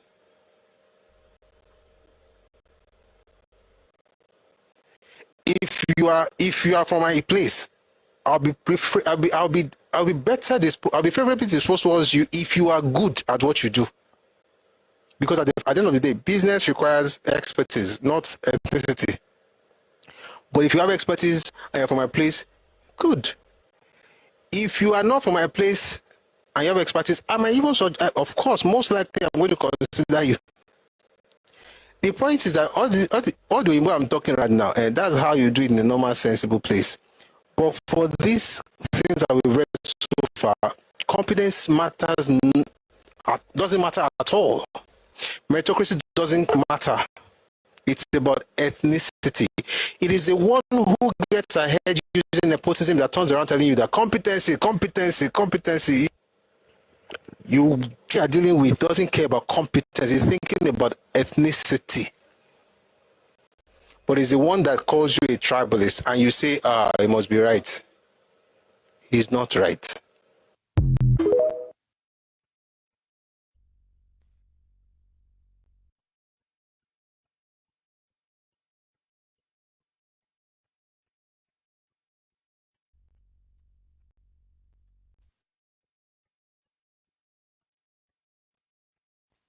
Once you get there, you make sure that every position is filled. with your people. And by the way, by the time you're done with this thing, you understand why Ojukwu said, and I read it earlier from the Nigerian Civil War by John de St. John, why they believed in the Eastern region that once they pulled out of Nigeria, Nigeria will crumble. They were in charge of airways, in charge of Port Authority, Railway Corporation, Electricity Corporation of Nigeria, ECN. They were in charge of all these things. Thank you very much for listening to that. You've been listening to Achebe, Meritocracy and Nepotism, the truth about Igbo dominance. And I was trying to respond to some of the claims that Achebe made in his book, There Was a Country. I have said it a number of times, and while of course I respect the man as an author, I think he did essentially, what was the word now? And I'm trying to be very generous. I think the last book he wrote actually not just unraveled him, but actually, in my own opinion, reduced his worth, right, beyond an ethnic jingoist and a propagandist who he was, especially during the war. And it's true, Achebe was a propagandist for Radio Biafra. Just so happened that even towards his, last days on earth, he ensured that he kept the propaganda alive, even authoring a book where he made all those sordid claims. And what did he say there? It was like, they were in charge of everything, and Nigeria should have, respected them or even copied them because they were, these were doing that, but Nigeria hated them, and so on and so forth. It's this kind of rhetoric that young people hear and they just go around and misbehave. It's not true that the Igbos were better than anybody in terms of, how they were able to get the jobs they got. They got those jobs primarily because of nepotism. And I made some comments, we read some books. If you would like to see the, what's it called now?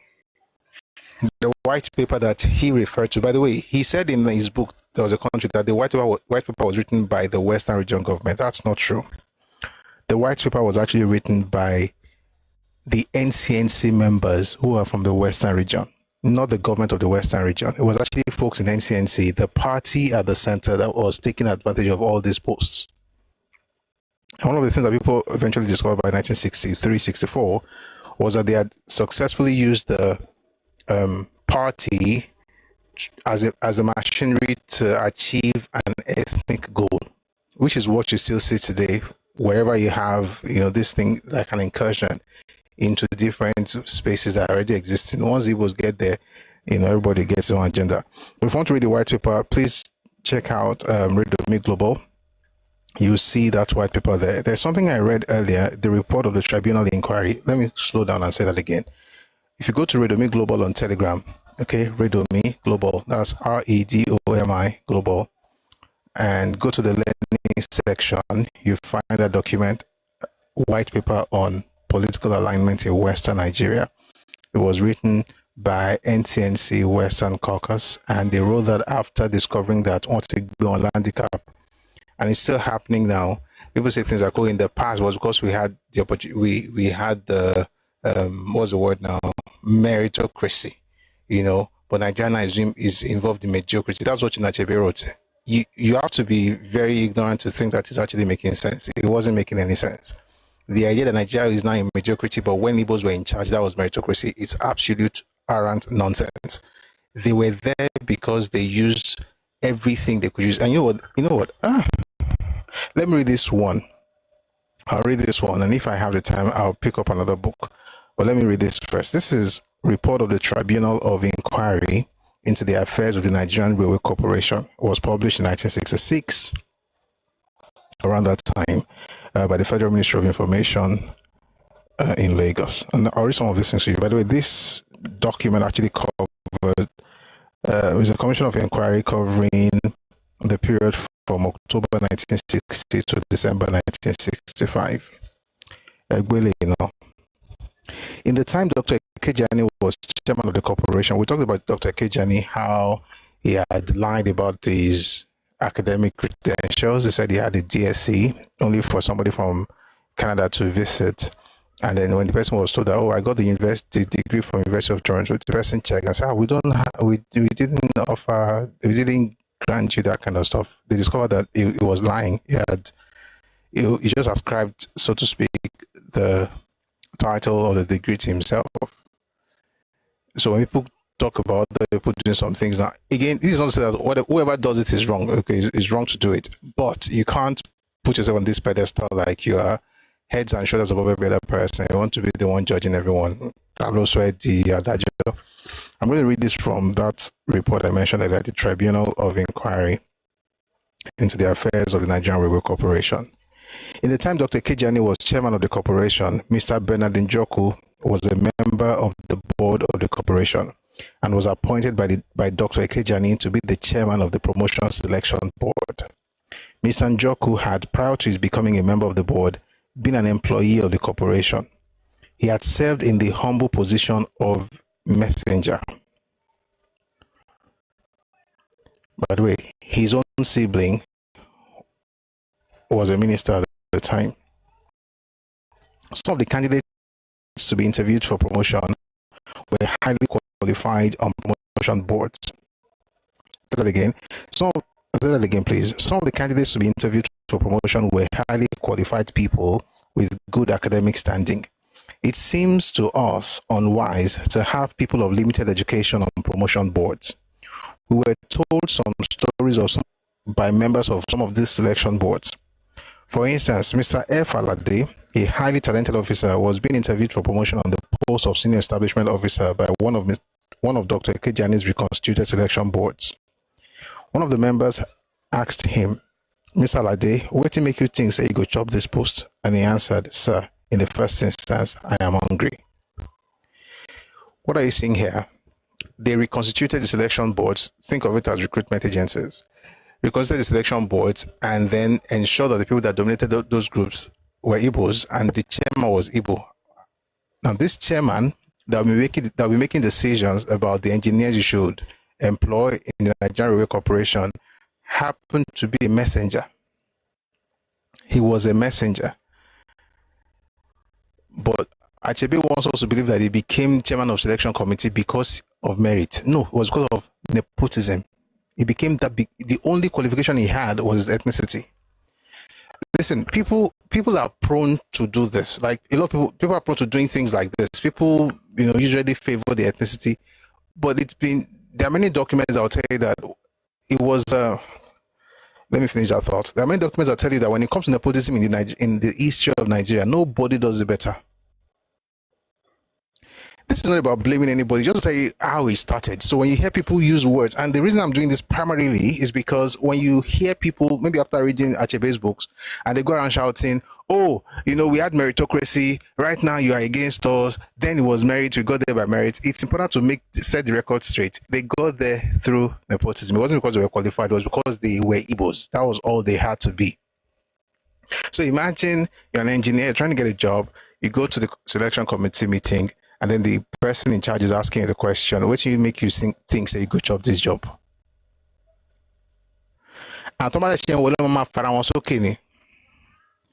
So when someone from the Southeast tells you that you are not being fair, again, like I say this a lot, it's important to always ask for definition of terms.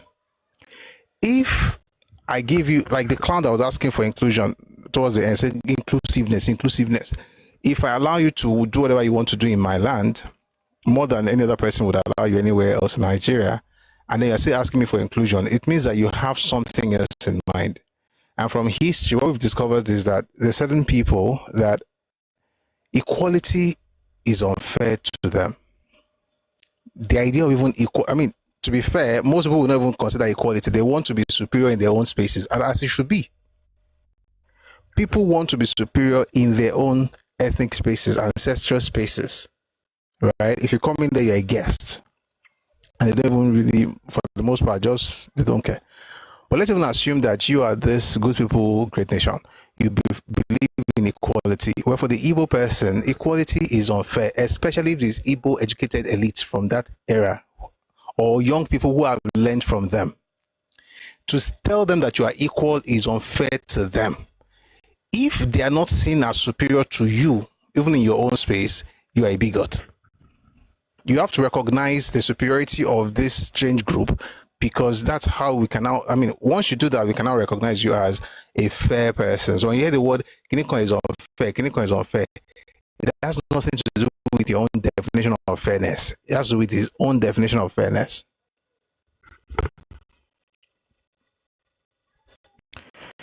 So it says, I'm going to go back to that book now. So it says here, judging from the terrible activities of the promotion boards in the time of Dr. Kejani, we have concluded that these promotion boards were a mockery.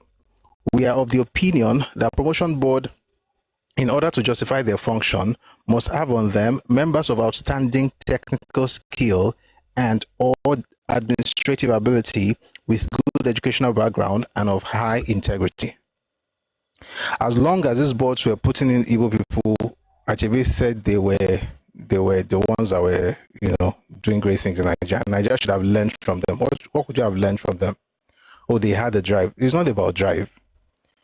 It's about the ability to dominate. And by the way, I said this. I think I said this the other day when I played the video by Ahmadu Bello. If you hear the first part where he talked about the fact that when they get to a particular place, the idea is to dominate everywhere. When I first heard that video way back, I thought, like that means that they are, ambitious and everything. You think it's a good thing once you really understand what the man is trying to say. The reason one group in Nigeria, particularly in the South, only one group in the South talks about the fact that we should just remove state of origin, all of us should be the same, residents and all those things, is because of lack of land where they're coming from. So when they get into your space, they're trying to make up for something. And for the most part, it's something driven by scarcity. It's ambition driven by scarcity, not driven by contribution. In other words, you're not thinking about what to do in that land. And here's the crazy part. Once the person fulfills that ambition, what he does is not about how to make the land better. It's how to fill that place with more of his own people. Until you start hearing things like the people of this land are lazy. Now only we they do the job. They are just lazy people. And you hear it. There are videos here. If I have time, I'm going to, maybe I'll look for it and play it for you. Where people tell you, this person is lazy. This person is lazy. If I go to Yoruba people are lazy. Benin people are lazy. Akwa people are lazy. Hausa are lazy. Everybody is lazy but this group. It's a way to justify that nepotism. And while I think that if you have a private business and you want to feed your people there, that's okay, as long as you're doing it in your own land. I mean, we've seen HR adverts. I saw one last week where they boldly wrote it there, no Yorubas should apply in Yoruba land. And the person had the audacity to put it on a WhatsApp group. But you can't talk about it. If you talk about it, you're the tribalist. All right. I'm going to play that video. I'm going to find you that video. Someone says, you know what? Let me see if I can find the video. I'll play for you. Then while I'm playing it, I'll look for that stuff. The person who said, I'm going to read to you. I hope I can find because called adverts and they wanted Yoruba people. Sorry, they wanted if you're non-Igbo, don't apply. That's what they wrote there. But I'll find it and play. I'll read it for you. Okay, let me play this one first while I'm looking for that one. Take a listen to this. How many are from Oyo State? No lazy man in Igbo land. But there's lazy man. One second, please. I think the other video is still playing. Okay, good. Listen to this, please. It's people are not the hustle, and I man the hustle. No lazy man in Igbo land. But there's lazy man in other tribes in the Nigeria. Average Igbo man looks for what he will eat. People are not the hustle, and I man the hustle. People are not the hustle, I man the hustle.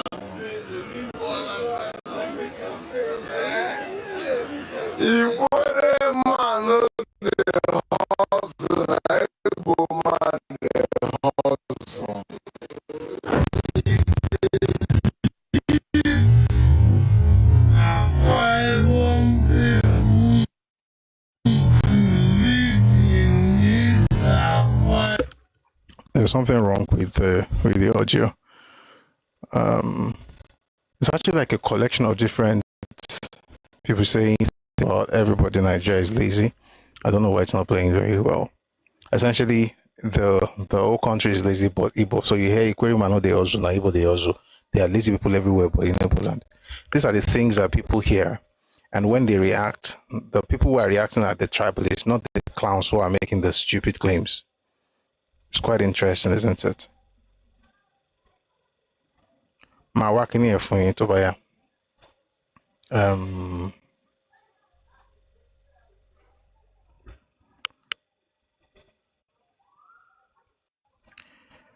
All right, so so let me play you this one and then I'll see if I can find the other one. Take a listen.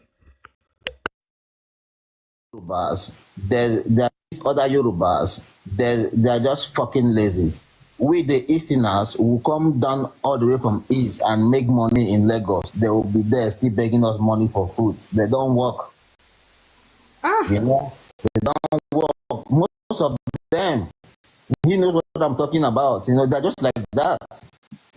Yoruba, they're just like that. You know, they don't like accepting their fault and they don't like working. Even in Lagos, we that come all the way from East, we met most of them in Lagos when we came. And we started doing well more than them. We started feeding them. Just in case people want to join the... But there's lazy man in other, no lazy man in Igbo land. But there's lazy man in other tribes in the Nigeria. But there's lazy man in other tribes in the Nigeria. Average Igbo man looks of what he will eat. Igbo man not the hustle, and Igbo man the hustle.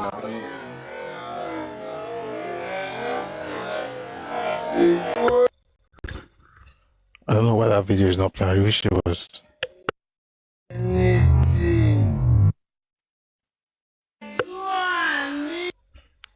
All right, so you see, when people say things like this, it's coming from a place of absolute retardation, like want to go. And that's the only thing that will make you say things like this. Give me a second. I'll see if I can find you another one that's a bit clearer. Then I'll read you the advert I talked about. It's the same thing. We put out a video on it a while back, but it's a bit difficult. Anyway, the point you discover in that video is whether you're from Akwa Ibom, Benin, Ikwere, Yoruba, Edo, wherever you are from, you are lazy. Only one group is hardworking. Sounds very much like a vagabond who has no place on earth. Just have to roam the earth like Satan in the book of Job. If you're a Christian, you remember God asking Satan, where are you coming from? Say, I've been going to and fro. Let me use something from, it's called Achebe Career. Urgent vacancy to hire an experienced female HR and admin manager. Interviews on Monday. Please note the following. Number 1, experienced females. Number 2, no Yoruba. Number 3, very good with recruitment. Number 4, performance and management skills. Number 5, strategy. Number 6, very presentable salary. Number 7, salary 300 to 350K. Location, Lagos. To work only 3 times in a week. Then they gave the address Okoha, which is Igbo. A company in Lagos has the audacity to advertise a vacancy, and they wrote there, no Yoruba. In Yoruba land. But it's supposed to be inclusive. No, you don't want inclusivity. You want to take over the place. This is the kind of things you see. I was even being fair when I said that I think they wrote non-Igbos. It will be better. It's terrible regardless to say if you're not Igbo, don't apply. But it's even worse when you're now saying if you're Yoruba, don't apply. Meanwhile, this organization is in Yoruba land. Somebody will come and say, I remember someone put this out the other day, and someone says, it's the person's business now. They can what's the word? They can recruit anyone they like. Well, not in that person's space. Imagine going to England and then you write it there, like, if you are English, don't apply. Something has to be wrong with you now. And the crazy part is, even if you want to be a bigot at least have some sense. This is one of the reasons you know that people don't really have brains. Yes, you have money, but that's the only thing that these clowns have. Well, the ones who do, most of them is just singlets with having billions in Navy. I don't know exactly how that works, but we hear it a lot. Anyway, the point is, this is what you see in spaces, and people tell you that, oh, they are doing that because they are showing merit, but you are the one who is nepotistic, but they have the audacity to put this kind of thing out. Let me go back to the document I was reading earlier. So they say here that the promotion board were constituted by Kejani, and he filled that place with Igbo, filled the board with Igbo people. A lot of them were not even qualified. Imagine somebody who was a messenger, now the one determining who's going to be the engineer or the chief engineer in the organization. All right, another one. We find, again, I'm reading from the report of the Tribunal of Inquiry into the Affairs of the Nigerian Railway Corporation. It says, we find that Dr. Ekejani was in the habit of interfering unduly in matters touching recruitment and promotion. In most cases, his interference resulted in people of his own choice being selected for posts for which they were not qualified. One example of this is the case of Miss Esti Alesumoka, who was appointed as a staff nurse in Port Harcourt.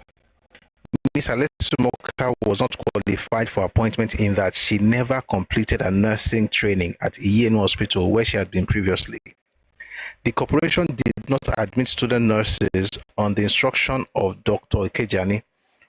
The corporation did not admit student nurses, but on the instruction of Dr. Ekejani, Ms. Alesumoka was appointed a staff nurse.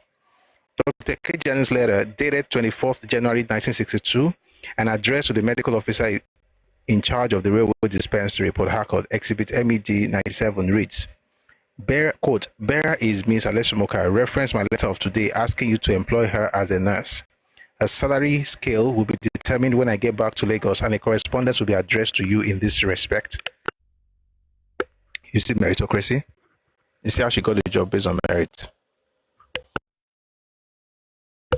Within 2 years, this lady, being employed in a post for which she was not qualified, she was given a sponsorship by the corporation to do secretarial studies in the United Kingdom with a view to becoming a secretary typist. She and 4 others were handpicked for scholarships at the same time, did not appear before any selection board. The claims of the typists in the corporation were not even considered. The claims of the typists in the corporation were never considered. If the corporation needed more secretary typists, they could have advertised for them. In any case, we do not see the need to train secretary typists abroad. You see that? You employ a person as a nurse, even though you're not supposed to do that, and the person you're even employing is not qualified, but she's able. She gets the job. A few months later, you're sending the person to the UK to go learn how to be a secretary. You don't have a typewriter in Port Harcourt. I've been in Railway Corporation. Meanwhile, there are typists there that work, Meanwhile, the Nigerian typists who need jobs that you could have advertised for, but no, you handpicked 4 people or 5 people, send them to the UK to go and learn how to type. And you're not going to pay for it. It's the federal government that will pay for it. But guess what? That's meritocracy. If you speak against that, you're a bigot. In any case, we do not see the need to train secretary typists abroad. In a similar way, Dr. Ekejani calls the appointment. 1 second. Okay. In the same way, Dr. Ekejani calls the appointment of Mr. G.U. Onyeko as a staff nurse. Mr. Onyeko had been in the employment of the federal government and was employed by the corporation without the circumstances in which he left the service of the federal government being investigated. In other words, he lost a job from the federal government, he got another job with the federal government. Nobody cared what happened. Dr. Ekejani set such a bad example that officers of the corporation were only too willing to follow. Dr. Fomata, following in the wake of Dr. Ekejani, wrote a note to his staff assistant as follows, quote, remember the male nurse being sponsored by Mr. Njoku, board member. Kindly minute for PMO about my comment to you that he should be favorably considered for PIV. Please, when PMO comes to consider filling the vacancy. Thank you. In the course of cross-examination of Mr. Ekpe and Mr. Enoma by Mr. Enoma, it was brought out in evidence that Mr. Ekpe sent notes to Mr. Enoma requesting for the employment of some persons in daily paid jobs. Mrs. O. Ekpenyong, Mrs. Udi, Mrs. Moses, Mrs. Inyang, Mrs. Udoka, and Mrs. Ekpe were employed in this way between 1963 and 1964. An example of the notes Mr. Ekpe wrote was the one in respect of Mrs. Udoka, addressed to the Senior Labor Relations Officer, which read, quote, "Will you please arrange to engage Mrs. C.U. Udoka, wife of ex-craftsman Udoka, as canteen attendant, surplus to establishment?" Let me stop on this particular note with this book. If you go on the Telegram channel and you will find the white paper on political alignment in Western Nigeria, and you will see crazy stuff. Again, like I always do, it's important to say these things. This is not to say one group is Kineko or Kineko. It's just that you cannot have this kind of history and be the one lecturing Nigeria about meritocracy and telling us how we lost something but not allowing you to dominate us. Especially when you were even dominating, it wasn't as if you were adding anything serious or fantastic to the Nigerian story. You were just taking care of yourselves and your people. And there's a reason for that, by the way. If you read the book SLA by Oshintokun, he mentioned how, you see, in the past, Igbos would, and this is probably good, okay, I think it's a good thing, to be fair. Yeah, the good thing is that they would sponsor people to go to school as a community, okay? If they notice that this person is brilliant, they would, give me a second, I want to get you the other book. 1 second, please. So if you hear doors opening, it's because I'm trying to go to another room. Okay, found it. Okay, so I was saying, if they notice, for instance, that maybe a chap is doing well, they could sponsor that child, which is very good, right? But here's the problem. After the kid returns, he's indebted to the community. Okay? For instance, if you've read about Nwafo Rizzo, the case Nwafo Rizzo had with £32,000, where essentially he stole the money and he went to prison, by the way. But Achebe came to the rescue. You know what? Let's do it this way. Let me finish that thought. Achebe came to the rescue and somehow, got him pardoned.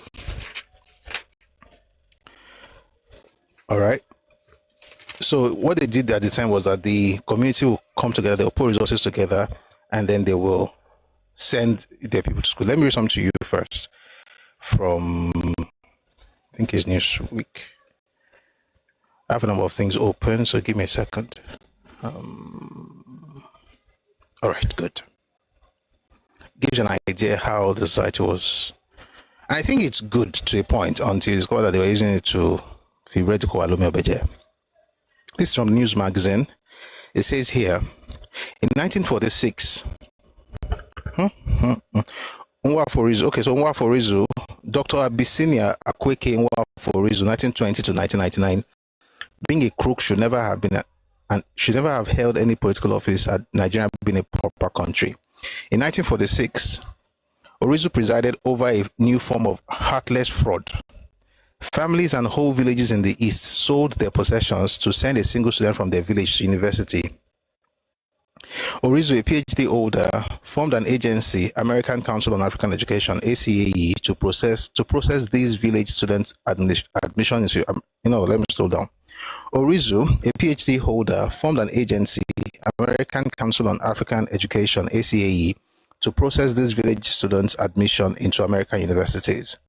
He collected the maintenance funds from their parents and other sponsors and diverted them partly or totally to other personal and business schemes.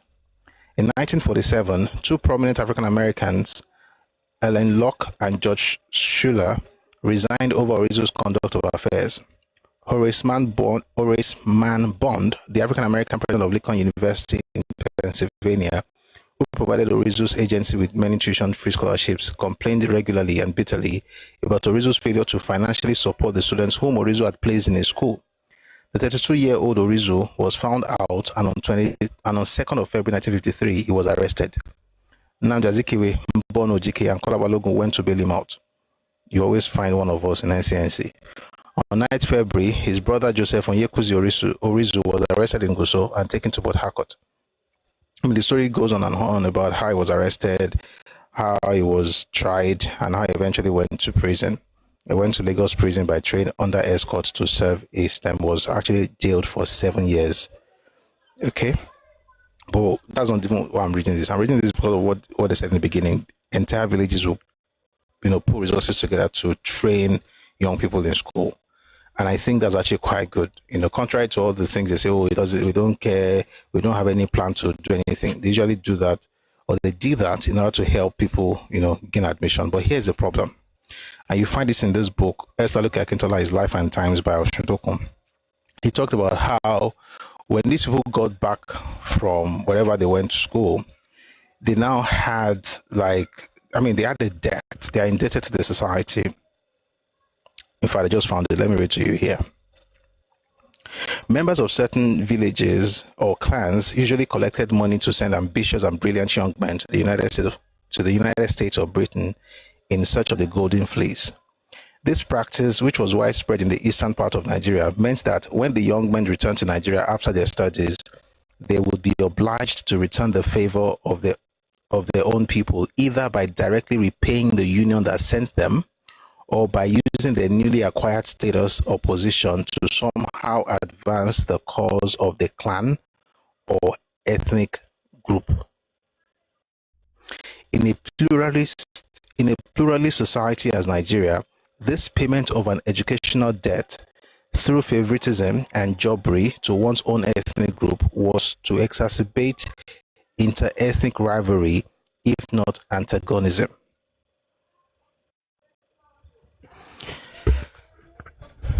If you find a job, if you read, I just remembered another book. If you read this book, Sunset in Biafra by Lechi Amadi, he mentioned that the way it worked was people got jobs and then they began to put their own people in there. That's the way of serving the community. Now, a person who is coming from a very funny environment where he thinks that he can just do whatever he wants, now gets into another person's space and continues with the tradition of filling up the post with his own people. And when he's called out, it tells you, I've done it based on meritocracy. But no, you're doing this because you owe your people. But if you owe your people, Nigeria should not be the one to pay that debt. You can maybe pay the money back or send another person in your village to school, but you can't give them jobs in order to make up for the fact that not only you go to school, but you have to pay them back. And it was so bad that when you look at the white paper that I mentioned earlier, you discover that one hobo, they overdid it, right? They overdid it to the point where entire agencies were filled with people from a particular, not just region, ethnicity. I'm going to read some of the things here to you in your hearing. Again, if you go to Radio Global on Telegram, you'll find this document that it's not made up. It was published in 1964. White paper on the new political alignment in Western Nigeria. Please listen to this. By the way, I read about Orizu. Ikejani also had a similar story when it was in UI, and it was lying about his title, and then it was given another job by Zeke. And that's the funny thing. We thank God that Zeke is on 500 nanos, but as far as I'm concerned, that's the only thing I owe him.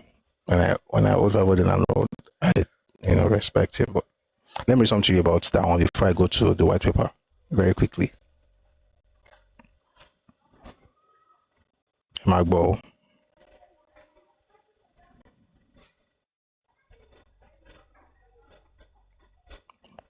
1 second, please. In 1961, for instance, if I let me go back just a bit, the existence of colonialism provided Nigeria's moral system the perfect excuse to develop and strengthen the disdain for the objective perception of value on which any civilized society must rest. When colonialism expired in 1960, the disdain remained alive and thriving through the force of habit. In 1961, for instance, Dr. Okechukwu Ikejiani, why am I reading this? Because the tribunal report we read earlier mentioned this man and the things he did. He was one who appointed a messenger as chairman of selection committee. He is the one who got the nurse that did not finish training to get a job in Real Corporation and also go to the UK a few months later to go. At the same time, was also working as a pathologist, collecting another salary. Forget conflict of interest, just, to give an idea. So this is something about him that happened in 61. At that time, he was pro-chancellor of University of Ibadan.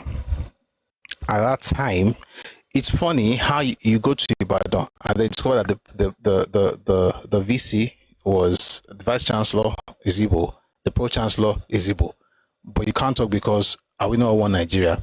Meanwhile, when they eventually, but even the same people, when they went to Unilag, made sure the vice chancellor Njoku was Igbo, but when they created UNN, they made a white man VC, and when the white man left, the first indigenous person to become the VC of UNN wasn't Njoku, another Igbo person.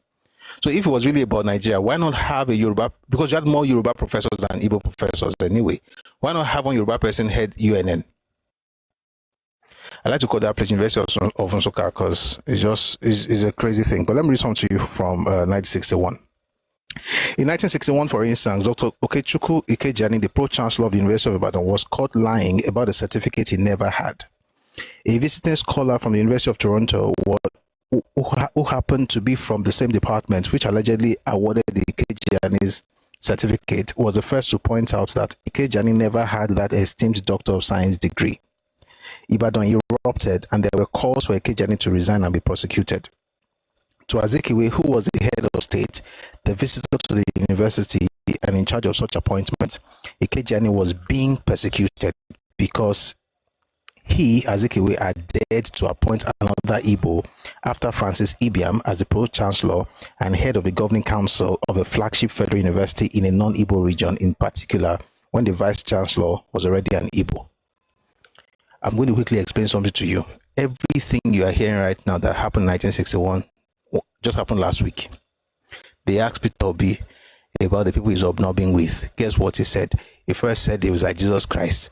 The idea basically is that Jesus was with prostitutes and tax collectors, so he could be with these people. Then he said they were being persecuted. It's quite interesting when you see the patterns. So here's the issue. You have an Igbo vice chancellor in a Yoruba university. In federal university in Yoruba land, even though you had qualified Yoruba professors who could have been the vice chancellor, but hey, we are all one Nigeria, is that not what they say? Okay, good. Now you are Igbo.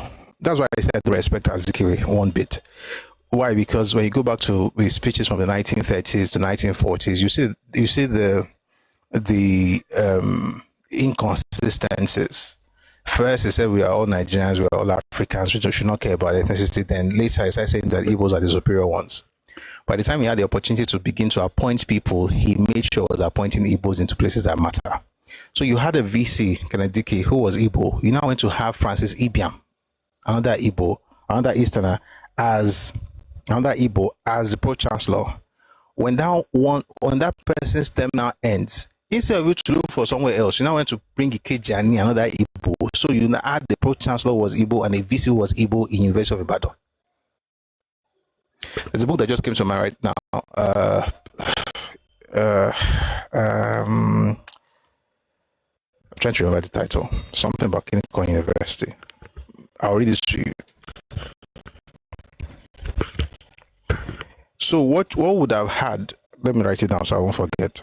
What would have ended up with essentially, and by the way, all these things are a product of the 1944 plan to perpetually rule Nigeria. If you've not heard that, please watch a video on YouTube, the 20-year Igbo plan to rule Nigeria. Great Time says, now them start University of Toronto. Yes, this was in 1961. I'm going to read that. Let me just type this title down so I will not forget. hopefully we will be able to read it too. I think was it by Dudley? One of those, really good books. I'll find you later. All right, let's get into this. Ibadan erupted. Let me just go back a bit. In 1961, for instance, Dr. Okachukwu Kejani, the Chancellor of the University of Ibadan, was caught lying about the certificate he never had. He's a scholar from the University of Toronto who happened to be from the same department, which allegedly awarded Ikejani's certificate, was the first to point out that Ikejani never had that esteemed doctor of Ikejani to resign and be prosecuted. To Azikiwe, who was the head of state, the visitor to the university and in charge of such appointments, Ikejani was being quote-unquote persecuted because he, Azikiwe, had dared to appoint another Igbo after Francis Ibiam as the pro-chancellor of a flagship federal university in a non-Igbo region, in particular when the vice-chancellor was already an Igbo. In other words, Azikiwe is telling the world that, listen, the reason people are against Ikejani is not because he lied. It's not because his certificate is not, is fake, apparently. It has no DSC and those things. That's not why. They are doing this because he's Igbo. This is Azikiwe in 1961. This is your Pan-Africanist, which is a joke, by the way, just to be clear. Before departing Toronto University, where he rightly earned his undergraduate medical degree, Ikejani seduced and frequently unhooked the lovely secretary at the Vice-Chancellor's office until she embossed a Doctor of Science certificate in his name, complete with authentic signatures, but with no education behind it. After the Toronto University investigation into the matter, the secretary realized her wrongdoing and quietly accepted a dismissal, but that was Canada. In Nigeria, one of the criteria of eligibility for being considered a national hero was to be a bona fide crook. When Ikejani was forced to finally resign, being a medical doctor, Azikiwe made him whole, like Orizu, by appointing him to the State House as one of his personal physicians. He was not done. Azikiwe then reappointed him again to his former on-field post less than 2 years later. He still was not done. In 1964, Azikiwe decorated him with the national honor, Commander of the Order of the Niger, CON, pun intended, for his quote-unquote service to the nation.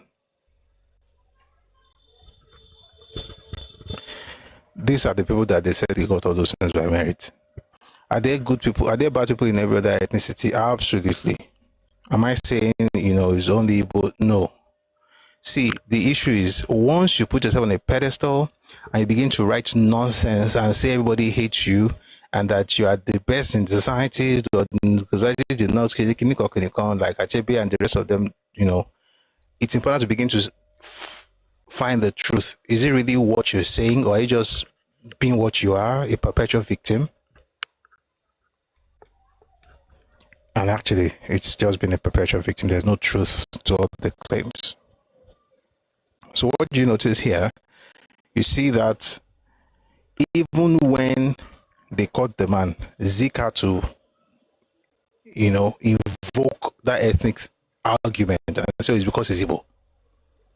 If Zeke could do that on this matter, why would you be surprised that people are saying things like they can't have a sensible conversation with folks? You just say it's because I'm Igbo. Zeke did the same thing in the 1940s. They had gone to London. They went for a conference, a few of them. The only lady among them was Olufumilare Asomkoti. They traveled to England. They came back and then they asked Zeke for accounting. Like, how did you spend the money? Zeke turned everything around. First, he said most of the money came from the Eastern region anyway. I think it was £13,000. He said most of the money came from the Eastern region. So what?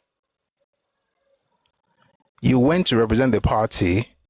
You're back now. Oh yeah, she accounting. let's have reconciliation. Let's come and tell us how you spent the money. He said, then when you first said, oh, most of the money came from the Eastern region and people didn't balk, then he turned around and started saying it's because it's Igbo that they're asking for the money for accounting. Whatever you are hearing right now is not new. And I'm not making anything up. The reason I'm even not opening books is because, number one, it's not a full session. Normally I don't, go back to open books, but I've opened like 2 now. But I'm doing this because I don't like people saying things like, he's just saying it. It's important to also read out so people actually hear you. They actually understand that, listen, this is not being made up and nobody's fighting anybody or trying to destroy anybody, whatever. It's just so unfortunate that the excuses, right, that were used in the past are still being used now. And let me tell you, the people that are suffering for this thing the most are Igbos. Because there's no way on earth I can think you have the capacity to actually do anything if I can't argue and disagree with you without you jumping straight to it because of your ethnicity. It means I can't have conversations with you. And it's going to be very difficult to work with you. And this goes to your Bible too. And I don't see any sense in people can't even disagree with you without you saying it's because of your ethnicity. Like maybe it's because of that, maybe it's not, maybe there are other reasons, but no, they can't.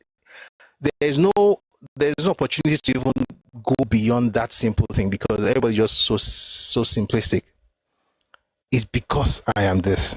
So Zeke invoked that in the 1940s after the trip to the UK. He also invoked that when the conversation came up in 1961 about the Kejani stuff. The Kejani messed up. What Zeke said was because it was Igbo that was being persecuted, quote unquote. It wasn't being persecuted right by the school authority. Eventually, he went back to become the professor because, again, Zeke is one Nigeria. Let me read some things to you from the white paper now before we go. We read all this thing, the video we just listened to. I realized that some people just came in, just going to read a few things before we go. I'll start from the beginning. So again, this paper or this document was put together not by into the vehicle to achieve the ethnic goal. I'll read some of the things that I didn't read in that video, but you can get the document on Telegram, okay? The Honorable Premier in the broadcast catalog the number of events and occasions where, okay, I can't read everything through time. Let's start from here. This white paper unveils another gloomy picture of the activities of the NCNC, which prove beyond doubt that its leaders from another region have been taking their SY Yoruba colleagues for a ride. These leaders, in order to feather their own nests and to advance the cause of their clans, cleverly maneuvered the bulk of the people of Western Nigeria into a position in which the NPC, the majority party in the federal government, regard them not only as opponents but as enemies as well. In other words, as these leaders made friends in the north, they created in the minds of the northerners an image of a Yoruba man who must be regarded as a foe. Whereas NCNC was a partnership with NPC, the party of the northerners, but folks in a particular part of Nigeria decided to make the other group see the Yoruba part of NCNC as the enemy. But again, that's politics.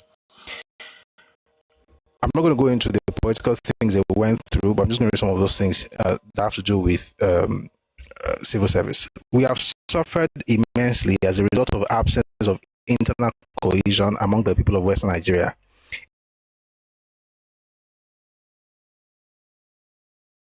Interest of Westerners in the appointments to federal boards and corporations have been unearthed.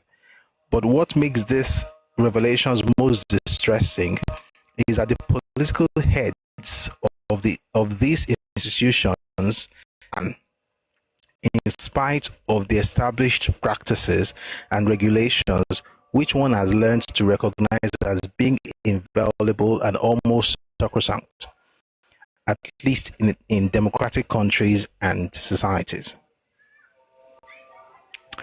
The Federal Republic is in a sense a commonwealth. Its resources must be accessible to all its citizens, regardless of creed, clan, or tribe. It is a matter for regret that there are among leaders of a certain part of the Federation who do not share this view and who appear to regard the federal government as a limited liability company of which only their kith and kin should be the sole shareholders. Although they do not hold even a quarter of the shares at the moment, they are portioned to themselves and to the detriment of the people of Western Nigeria more than a lion's share of the dividends. The imbalance must be removed. To succeed in doing so, those who suffer as a result of it, that is the people of Western Nigeria, must band themselves together. The objective is not to organize a conspiracy against any other group, but to fight constitutionally as comrades in arms in order to, that is the essence of quote-unquote a new deal for Western Nigeria. Now, if you read the book, you get all the other gist, but let me just go straight to the irregularities that they talked about. So they called this charges of tribalism, nepotism, and irregular practices in federal government corporations. And they talked about what happened in the railway corporations with Dr. Achebe as chairman, who was Onitsha Igbo. And then there were 3 officers that were available to choose from in order to fill the post of deputy general manager. There was Mr. Eneku Foriji Yoruba, who at the time of vacancy was assistant general manager staff. Mrs. F.A.O. Phillips and J.C. Egbuna in order of seniority, but strangely enough, the corporation bypassed both Koforiji and Phillips to appoint Mr. Egbuna and Onitshaman, who has since been appointed general manager of the corporation. They were taking Igbos ahead of their bosses who were from other places, particularly Yoruba land. Okay, again, read the book, you find all that document. I read part of it earlier, but if you read the book, you get more details. I'm just going to go to the summary.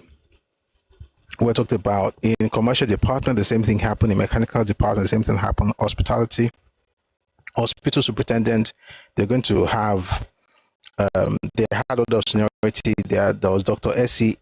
A. Ewa, who joined the railway medical office, who became a railway medical officer in 1958. There was a Jiwumi, who became railway medical officer in May 1960. There was Ofomata, who became medical officer in July 1960. But guess what? The corporation bypassed Dr. Ewa, who was Efik, Dr. Jiwumi, who was Yoruba. They went straight to the bottom of the ladder to pick Dr. Ofomata Igbo. The same thing happened in the secretary's department, where they had to fill, we're going to fill this deputy secretary legal position, and then they made sure there was an Igbo. Essentially, just filled everywhere with Igbos. I'll just run through this summary. The post of the chairman is held by an Igbo. The next powerful post, that of general manager, this is Nigerian Railway Corporation, by the way. The post of chairman is held by an Igbo. The next powerful post, that of general manager, held by an Igbo. The 2 private secretaries are Igbo. The assistant general manager is an Easterner. Deputy assistant general manager, an Edoman. The private secretary attached to them is an Igbo. Senior labor relations officer is an Igbo. There are 2 posts of senior establishment officer shared by another Igbo and a Yoruba. There are 15 assistant establishment officers. 9 of them are Igbos out of 15. The only post of office superintendent is held by an Igbo. There are 3 senior stock verifiers. 2 are Igbos. There are 3 stock verifiers. 2 of them are Igbos. There's provision for 1 deputy secretary, and it is held by an Igbo. There are 3 senior assistant secretaries. 2 of them are Igbos. There's provision for 1 assistant secretary who is an Igbo. The corporation has 1 public relations officer and is Igbo. Corporation senior land officer. I mean, if you go through the list, all Drotsman, senior Drotsman, wharf plan inspector, everything filled with Igbo. They mentioned 63. Can you hear many of the posts Igbo? And so, dear brother, out of a grand total of 431 names on the current staff list of our railway corporation, 270 are Igbos and 161 belong to other tribes. Yet, the other tribes are mediocres and the Igbos are the ones who got there by merit. Meanwhile, they're not the most educated and they're not the most senior. If you let anybody gaslight you with nonsense and say, "Oh, you are a bigot," don't. It's your fault if you allow them. 57 senior directors. I'll take that again. 57 direct senior appointments made by the Nigerian Railway Corporation during the tenure of office of the present chairman, Dr. Ekejani. 27 were Igbos, 8 other tribes, and 22 expatriates. Out of 57, 22 now Igbo, 22 Loje Igbo. So you have 35 left. Of the 35, 27 were Igbos, 8 other parts of Nigeria. That is not the end of the railway story of tribalism. We hope you remember the disgusting case of Njoko, the one we read earlier, the brother of Minister of Transport, whose portfolio is the Railway Corporation. You don't? Well, the minister's brother joined the Nigerian Railways as a messenger and retired as a messenger. We woke up one morning only to discover that the Njoko, the retired railway messenger, had been appointed member of the board of the Railway Corporation, and soon after he became the chairman of the selection committee and a registered railway contractor. There's also one case of one Okere who is cousin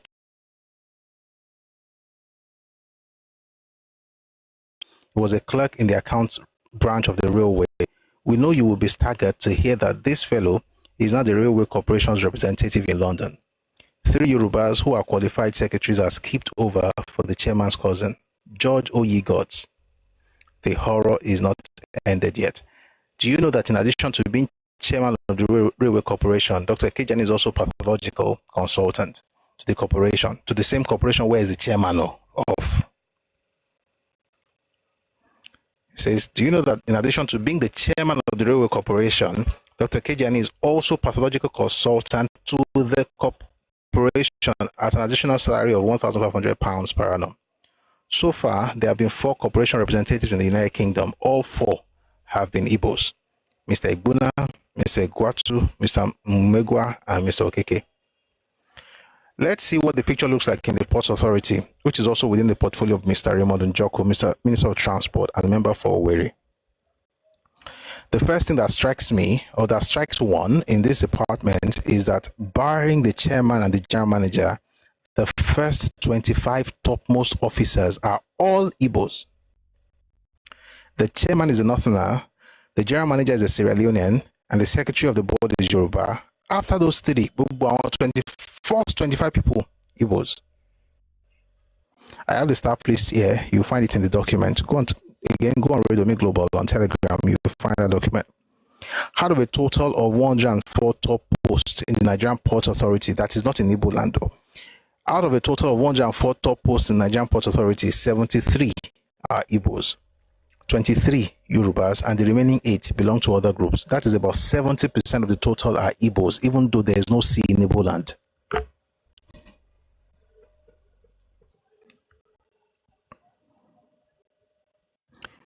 Now let's have a look at the Yaba Technical Institute and see what the picture portrays. Of a total of 29 indigenous senior members of the staff, 21 are Igbos, 8 Yoruba. The minister in charge of the institution is, of course, Igbo.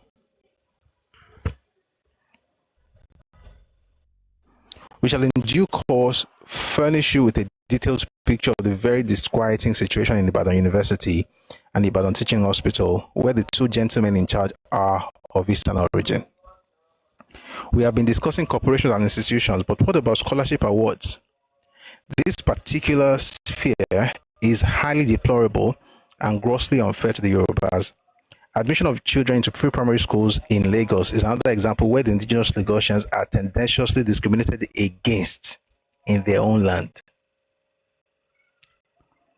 Now the Nigerian Airways, the chairman is Igbo. Before his appointment, he was deputy chairman of the corporation, a post authorized and recognized by the Minister of Transport, who is an Igbo. His predecessor in office was a Yoruba man, and in accordance with the quality of distribution of office, one would have thought a Yoruba man would have been appointed to fill this vacancy. But since Chief Dafe was chairman, the chief backed by the minister has not only refused to fill the post, but has abolished it. I mean, this thing goes on and on.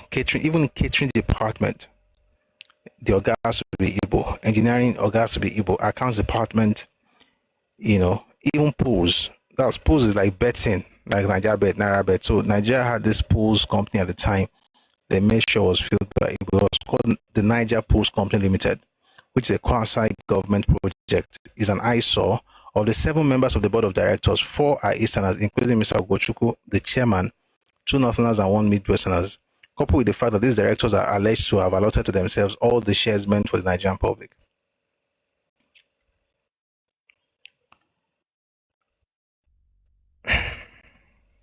Electricity Corporation, the same thing.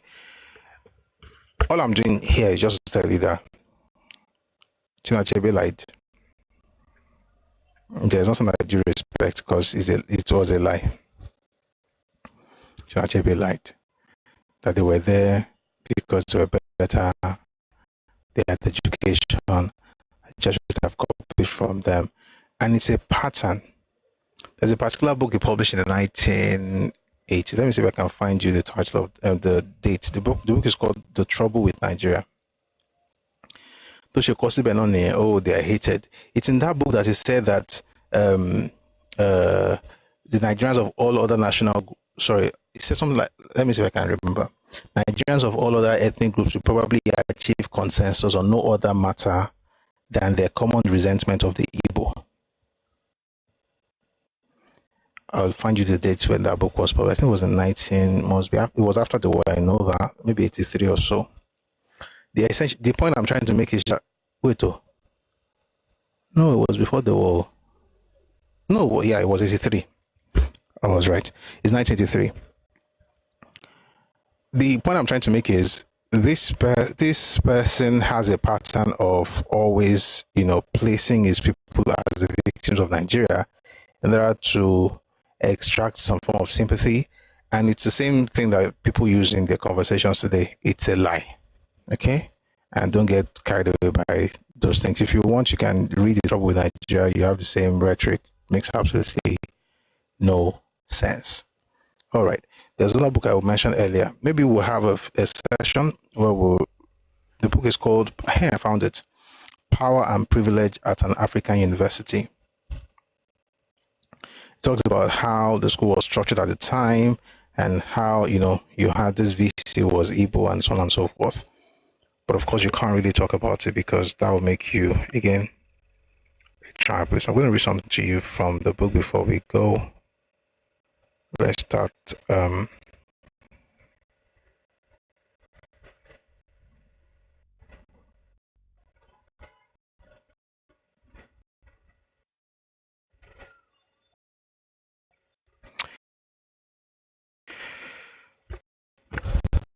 Book is by, in case you want to get it, Van den Berg and Pierre L. Power and Privilege at an African University. Shaking Kadembe. And Kadembe for you. So it says here, during the Nwane regime, by the way, the authors intentionally used other names instead of the real names, so it gives you like it's history, but they're not naming names. So one here is Kanedike, but I could just go back a bit to give you context. The year of independence, I think we should have a session on this book. Let's have a session so I can really go deep. If you really want to enjoy it, we're going to have a proper session on it. I would like to read some things to you from this book. Power and Privilege at an African University. It's about what happened in University of Ibadan, okay, and how ethnicity was used to push Igbos, higher than they should have been, to be honest, right? In Ibadan, but you have to dominate the place, and that's why during the war, when they had to leave, they made a pact in Nsukka that they're going to burn down University of Ibadan. You find that in the book by Ken Saro-Wiwa. The book is called On a Darkling Plain. He wrote it there. And beyond the fact that they talked about it, they actually attempted it. If you read Crisis and Conflict in Nigeria by A.H.M. Green, if you read that book, you see how they caught Igbos in UI attempting to blow up the university using dynamite. This was even before the war started, though. But they started leaving other parts of Nigeria in 1966. Declared in May. That was May 30th, 1967. Then the war started on July 10, 1967. So this was even before the declaration of Biafra. They were trying to blow up the place. And they succeeded in blowing up some places in Lagos. They blew up Federal Palace Hotel in Lagos. This was in September of 66, long before Biafra was even declared.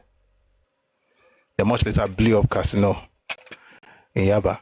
It's the kind of thing that you have to deal with. The point I'm trying to make sure is that it is well with everybody in Nigeria, but nobody should be gaslighting us with some ridiculous history that they were better than everybody and that Nigeria was against them because of nepotism. If you're looking for nepotism, it's actually in your own corner of the room. May God bless us. I'll read some comments and then we'll call it a day. It's already past 7 and it's Friday. Thank God it's Friday. So Ojo will be here on Monday, 4 p.m. if we're time West African time. We're going to have a great time together. But before we go, let me read some of the comments. Let's do YouTube and Facebook.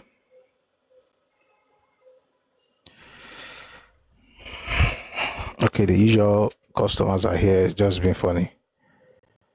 I don't have your time today.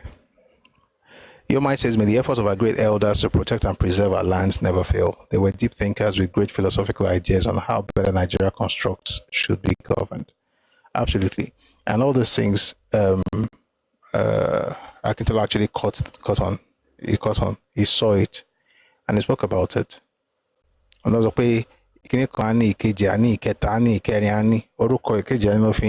wordplay. They just filled every place with the Igbos. And you know the funny thing, they were just bashful. And I think it's just being primitive. Like you're primitive, you have an opportunity and you're very clannish and opportunistic. So just go ahead and just fill the place with your people. You don't even have where you are able to, what's the word, self-restraint. You're like, maybe I should do it like this. Let's put other people there. No, you just go all out and just fill the place up. There are 2 things I'd like us to discuss. 3 things I'm thinking about right now: indigenes, power and privilege at African University, and some documents from before the coup. If you read some of those things, you'll be like, how can you be like this? If you want to be evil, which is not good, at least you will do it in such a way that people can even think that maybe you are doing it for the benefit of everyone. But to be honest, if you are evil and evil, you just be evil. Oh, terrible. Like, just say everything. Let them even feel as if, okay, you have the opportunity today, but you're not, you're not averse to having other people being catered to. Like, I don't know, maybe because I'm Yoruba. Anyway, I'll read some more comments. Your mind says, may Allah Mary be with our president as he steers the ship of the Nigeria into a path. Amen. One of the reasons they got there, Tunde Okoli says, one of the reasons they got those federal jobs then was also because we Yorubas don't really need federal jobs because Western government region pays better than federal. So this point is not about there were jobs that Yoruba people got, so we have to be very careful of when we use the argument. And you are right that Western region, so the what's it called now? Minimum wage Western region was higher than that of the federal government. But we're talking about the promotions in Nigerian railway service. There were Yoruba people that have been working there since the 1950s and they were bypassed. So yes, a lot of Yoruba were not working, but the ones that were working were not even promoted. Okay. Let's just move on.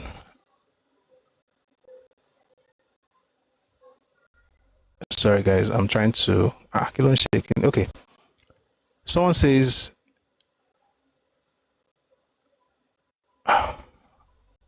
you know what, let me just, I don't know what's happening to this mouse.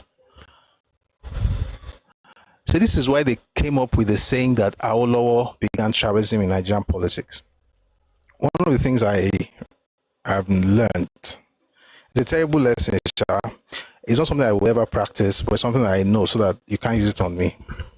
There's a reason you learn sometimes, not because you want to do it, but because you want to be very careful when people from certain places are doing to you. They will do something, they will accuse you of that thing so that you don't get to accuse them first. While they're accusing you of that thing, you'll be busy trying to prove the point that you're not what they're saying you are, but then they will use the opportunity to do exactly what they're accusing you of doing.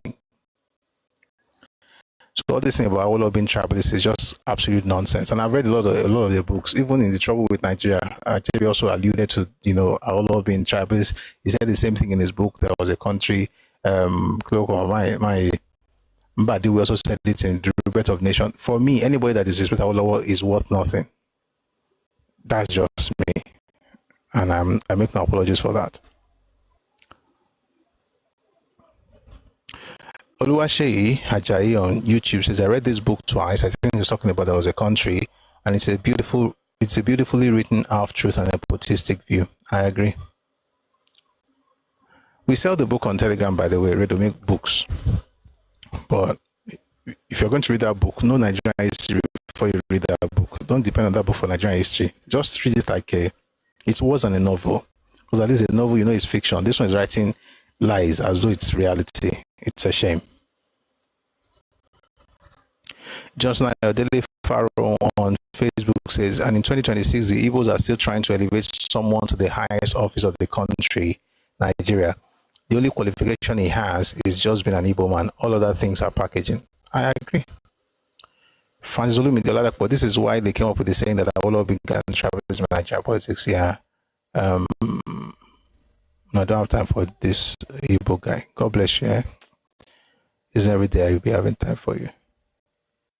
Yeah, Olusegun P. Olofin says, not surprised, and yet they cry foul every day and every moment how victimized they are. They should go to their region and develop their area. They started all this tribalism nonsense. Let them go.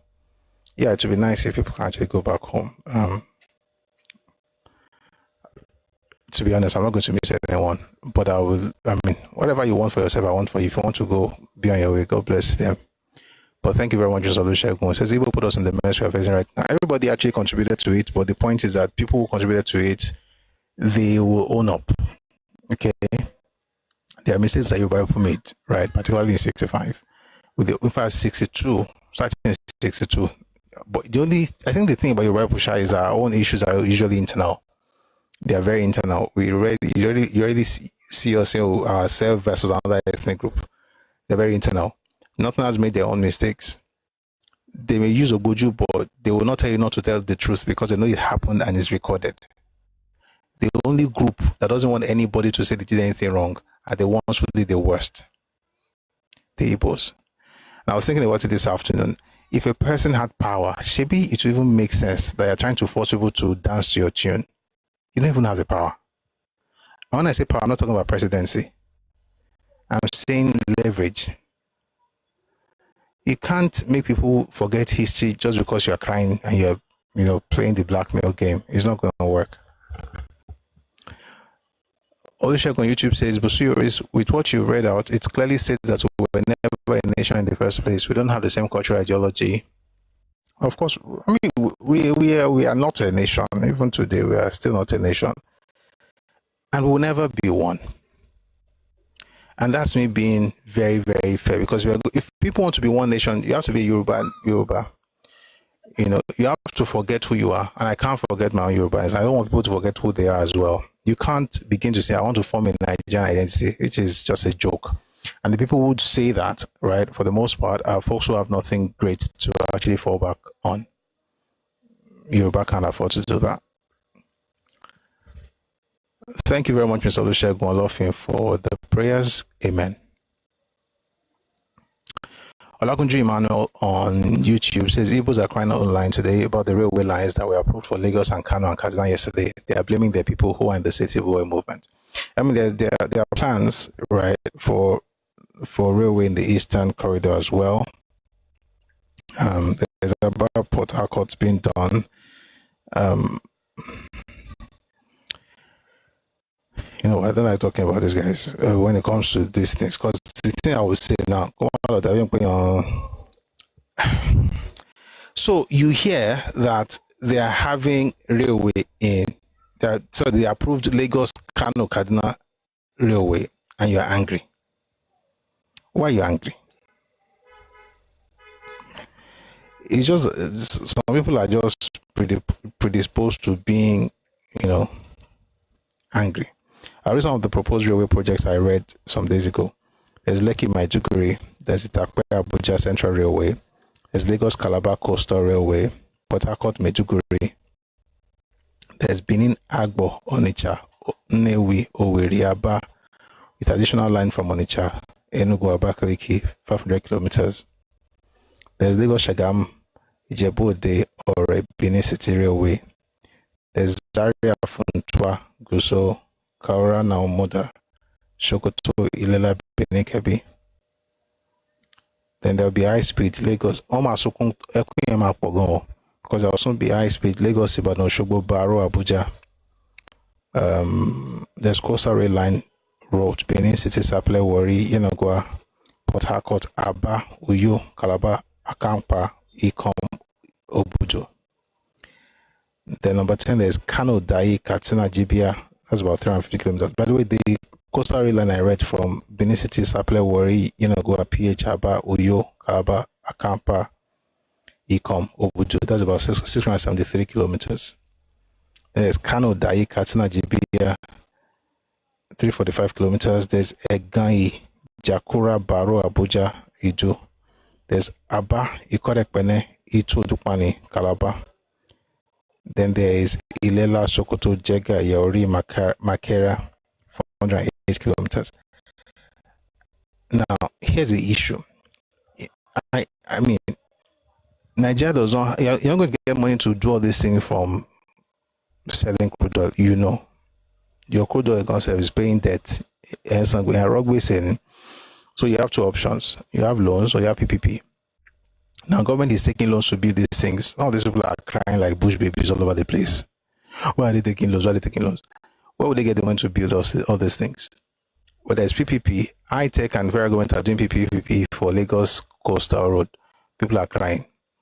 So the real issue is people should, you know, just chill. Hopefully, government will borrow money to build their own place for them.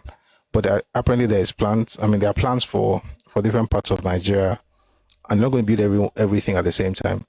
And I think at this point, state governors also have to begin to work, particularly folks in Southwest. Okay, if you notice, there's no plan for, you know, within the region. But we also have to work on our own in Southwest, particularly the SWDC. And I'm using the opportunity to also talk. SWDC, they need to actually get busy. They've been talking about it. We need to see action. Let's have intra-regional, you know, connectivity. It would be really nice. For those who are crying, I think it's really like a destiny thing. People are destined to cry. It doesn't matter what you do, right? They've been crying since the 1930s, and there's always a way to get people to do something for them. They'll be fine. But thank you for that comment. Let's move on. Olu David says, I learned there are still some Igbos in Lagos civil service. The Lagos State House of Assembly should wake up from their slumber to put a stop to this malady. If Yoruba people can't work in Anambra civil service, then Igbo people should not work in Lagos civil service. It's not that simple, though. It's not that simple. They're actually Igbos working in civil services across the Southwest. No, it's not about Lagos. So this is not Lagos. So there are Igbos in Oyo State civil service. There are Igbos in Ogun State. In all states, and I'm saying it's like I'm saying it as a matter of fact. In every state of the 6 states in the southwestern region, there are Igbos.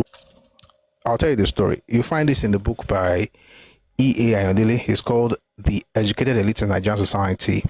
It was actually an excerpt from something that Igbo intellectuals had written in 1966. And then there's another one they wrote in 68. Anyway, they published that. They came up with this idea that you could access scholarships and stuff in Eastern region without having to state your ethnicity, which is a joke because I don't have to state my ethnicity. Once you see my name, you know I'm Yoruba. Okay, so the idea that you're becoming tribalist by saying, remove your ethnic origin doesn't really mean much. But anyway, they came up with a plan. They're going to remove that so that there won't be tribalism. They want to teach Nigeria not to be tribalistic.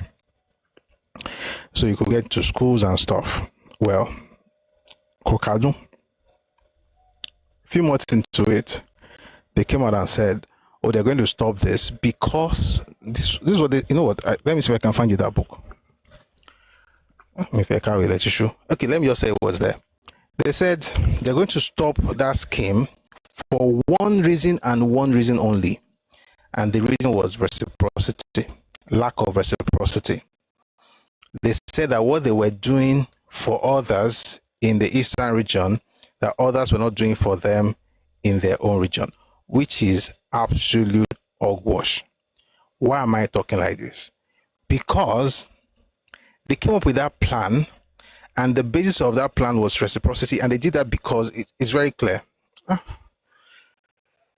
There were more Igbos living outside their region, living in other people's places, and there were other people living in their spaces. So if they were able to do something for you and tell you, oh yeah, reciprocate where you come from, what that means basically is that you will lose your place at the end of the day because they will bombard or so me, if I do anything in Yoruba land, it's because I think it's best, which is what Awolowo did. Awolowo thought people should have free education. Even Igbos who were not from the west, who were from the eastern region, they took advantage of it. Just do shit here for long, but your people first. Okay, your people first, but shit here for long. But don't do it because Anambra will do, whether Anambra does or whether Anambra does it or not. What did Soludo say? More than 50% of Anambra indigents live outside the state. I mean, more than 60%, I think, something like that. Very high percentage. So if it's based on reciprocity, the Yoruba people living in the east, though. The Yoruba people living in the southeast. There's no east anymore. The Yoruba people living in the southeast, right? But compared to the Igbos living in the west, but I get what you're saying. I'm trying to move away from what you're actually saying, and it's intentional. I hope you understand why I'm moving away from it.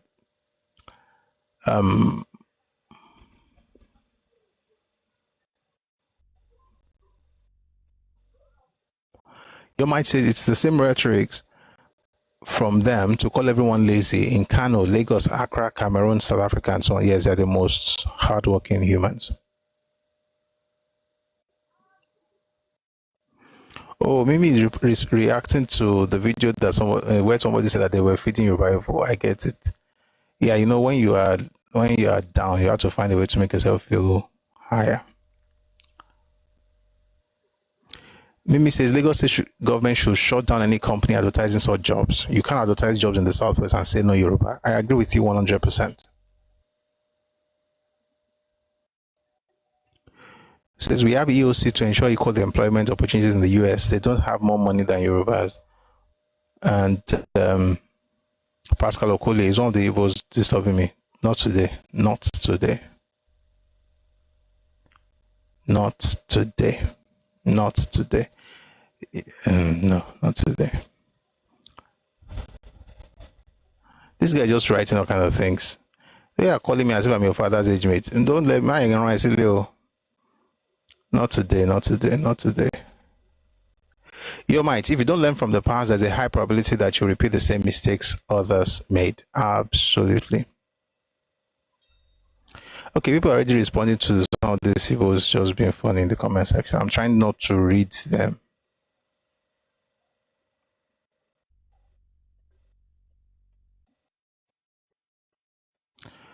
No, I don't want to respond to any Igbo insult today because if I respond, it's not going to be cool. It will not be cool. Guys, I'm sorry. I'm trying to scroll down. I'm trying to avoid reading some of these things because they will just get you angry. And okay, I'm going to read this one because he mentioned that war, and I'm going to really talk to you. It says the Yoruba man Obafemi started tribalism and ethnocentric politics in Nigeria when Achebe won an election in Lagos State. Awolowo told the Yoruba not to let it borrow. Pascal, your brain is leaking. They didn't tell you at home. Let me tell you here. I've said it. If you really want to get me talk, I've been reading all of the rubbish you're writing, but this Awolowo thing, I'm going to respond. Your brain is leaking. Half of it is inside your toilet. How did Nnamdi Azikiwe win election in Lagos State? There was no Lagos State until 1967. Azikiwe won in 1951. Did they chase him away? No. Awolowo started tribalism. That's nonsense. Ethnocentric politics started actually with Azikiwe in 1941. But you would not know because you are thinking with your feet.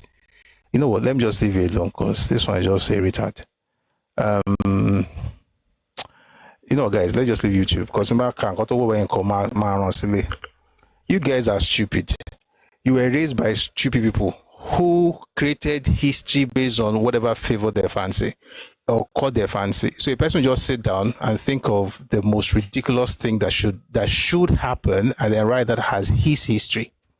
And it's a consistent thing across your authors. You see, I see it. They will say things with so much conviction. You actually think they are making sense. Absolute rubbish. E.g., I'll talk. Trouble with Nigeria that Achebe wrote in 1983. He said that he was there when people were cross-carpeting. Cross-carpeting that did not happen. That they moved from one party to another. The people that moved from one party to another now said that they changed their minds to move to AG. Not that they were moving from NCNC to AGO. They had won as independent candidates or using platforms of smaller parties. NCNC went to town and said, "Oh, they are their people." Otu Edo, Ibadan People's Party, folks in Ijebu like Chief Adelo Dutola, people that won their seats chose to align with AG. Your fathers have been crying since 1951. You will cry till you go and meet them. You guys are stupid. And the way they write Awolowo's name as if their fathers could even tie his shoelaces. Very stupid. Pascal, let me just stop because the nonsense you're writing is too much, but I'll just stop. But don't worry, keep bringing Awolowo. I'll be sending you home because you were badly raised. And it's important that you people understand these things. They'll come up with this Awolowo style tribalism as a way to actually... Let me give you an example. The Rebirth of a Nation is a book written by Mbadiwe, 1989. Was talking all kind of nonsense about Awolowo being tribalistic. This Mbadiwe was the one who signed the document in 1964 that Igbos would take over Nigeria. He was not being tribalistic when he signed that. He was one who said that in Yoruba land they're going to do this. In the Eastern region they're going to do this. They're going to keep the minorities permanently under. He's one who wrote what will happen in the North. What they will do to the Northerners. He's one who wrote what they will do to Midwesterners. How they had clamped Osadebe on the seat and firmly taken over the space and dealt with the issue of the Edo and Ishekiri. It's written down, though. You find it in the IUR collection of the Nigerian Civil War. You have himself, Mbadiwe, and Mbanugo sign that document. They are not tribalistic. It's the one that said you cannot take over my space that is a tribalist. And these children that were born out of whatever continue with that rubbish. Not today. Not today. Because if I really want to go into it, you guys, you just go home and be slapping your fathers because they didn't raise you properly. And it's a lie. That's the crazy part. It doesn't matter how educated these clowns can be. You can go to Harvard. Harvard doesn't wash away stupidity.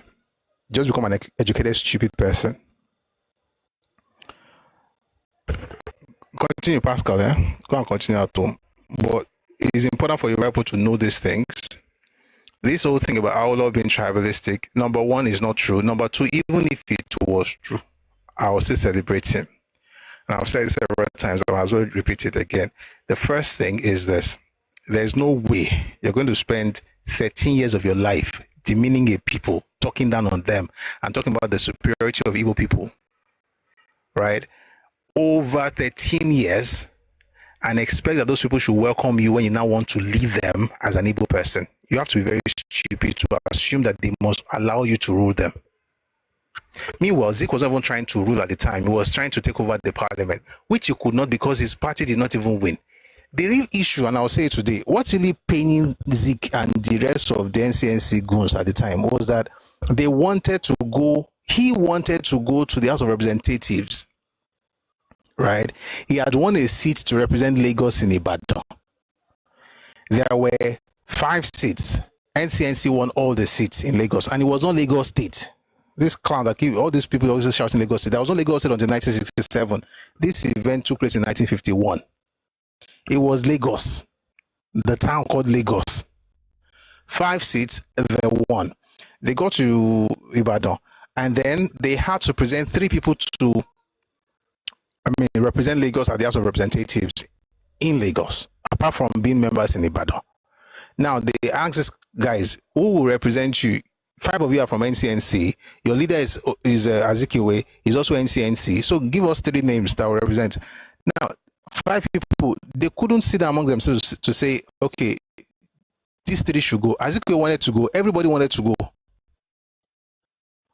And they said, they're not going to let, Achebe went as far as going to Remo to go and talk to the king that he should tell his son to step down for him. And the king has a very important question.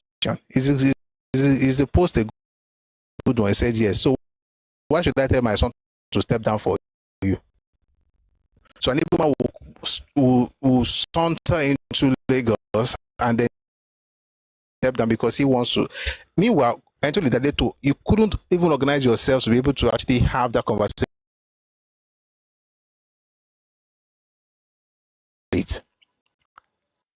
They went to the parliament in Ibadan, and the AG made that decision for them.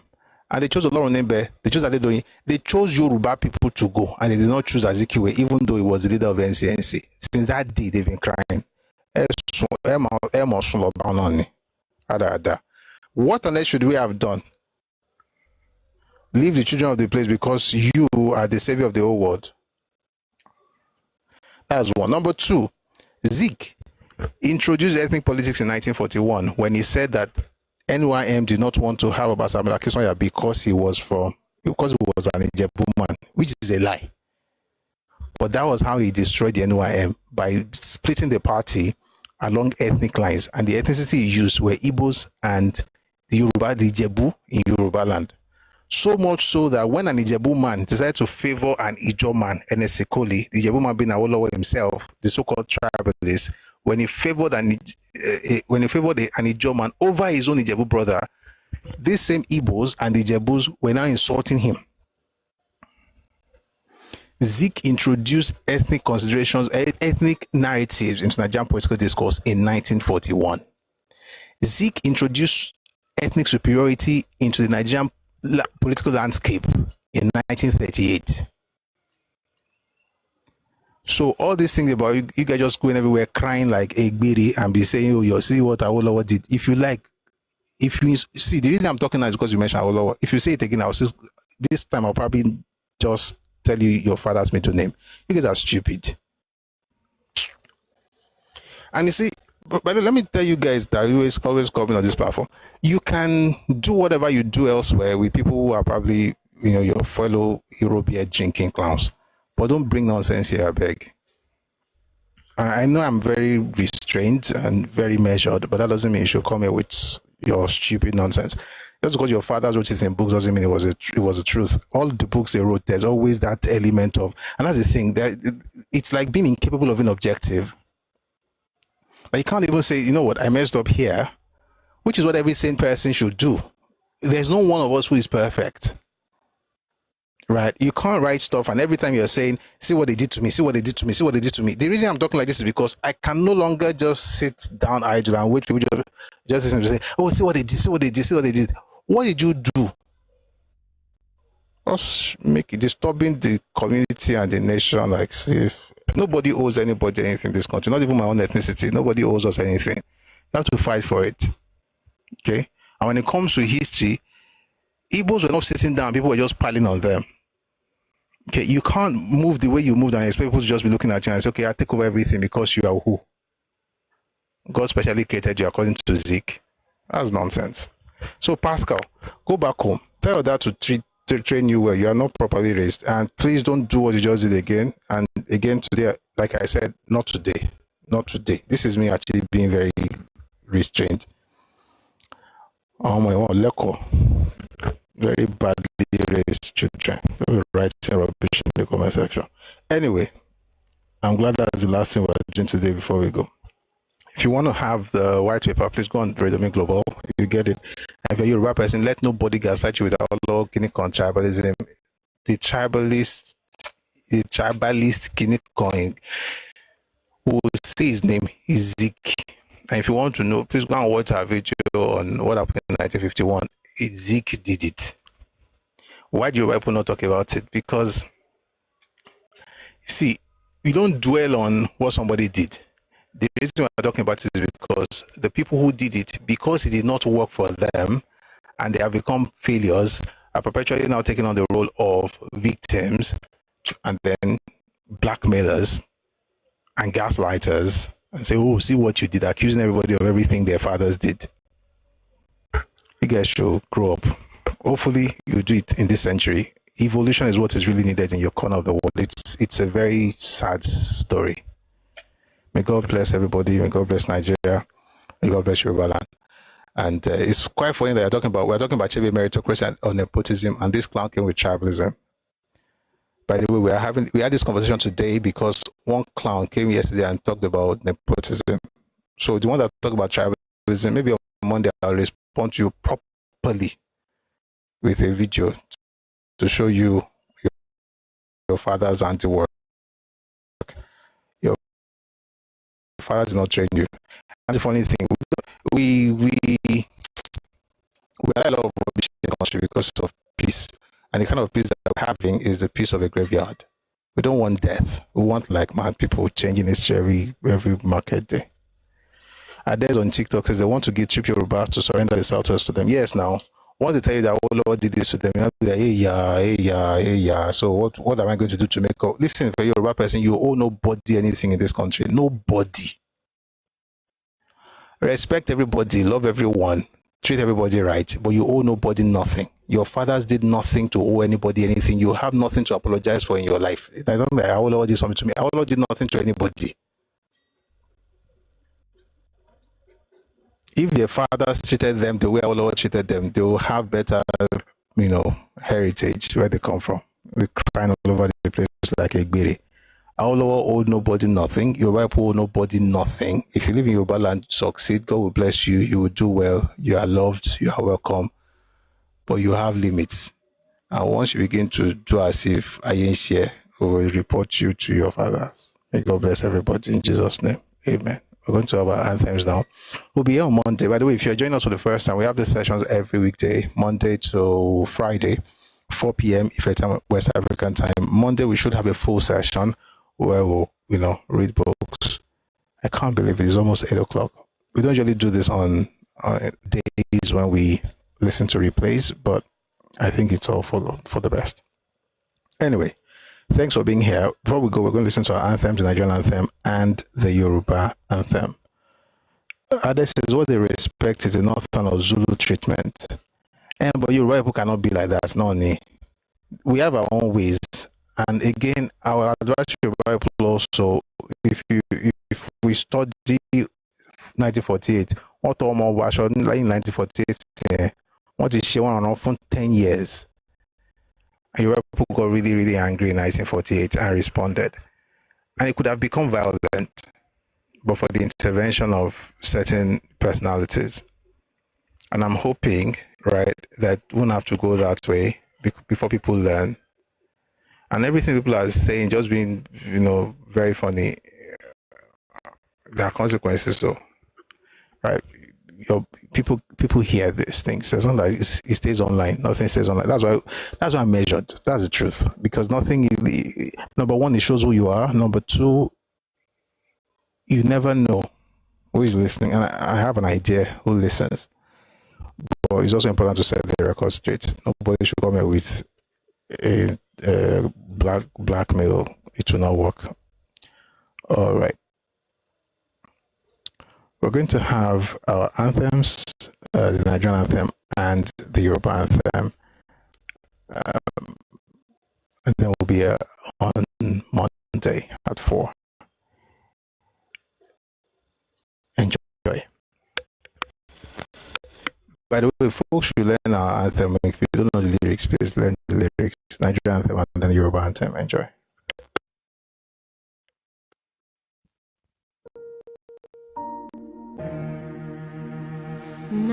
Nigeria, we hail thee, our own dear native land.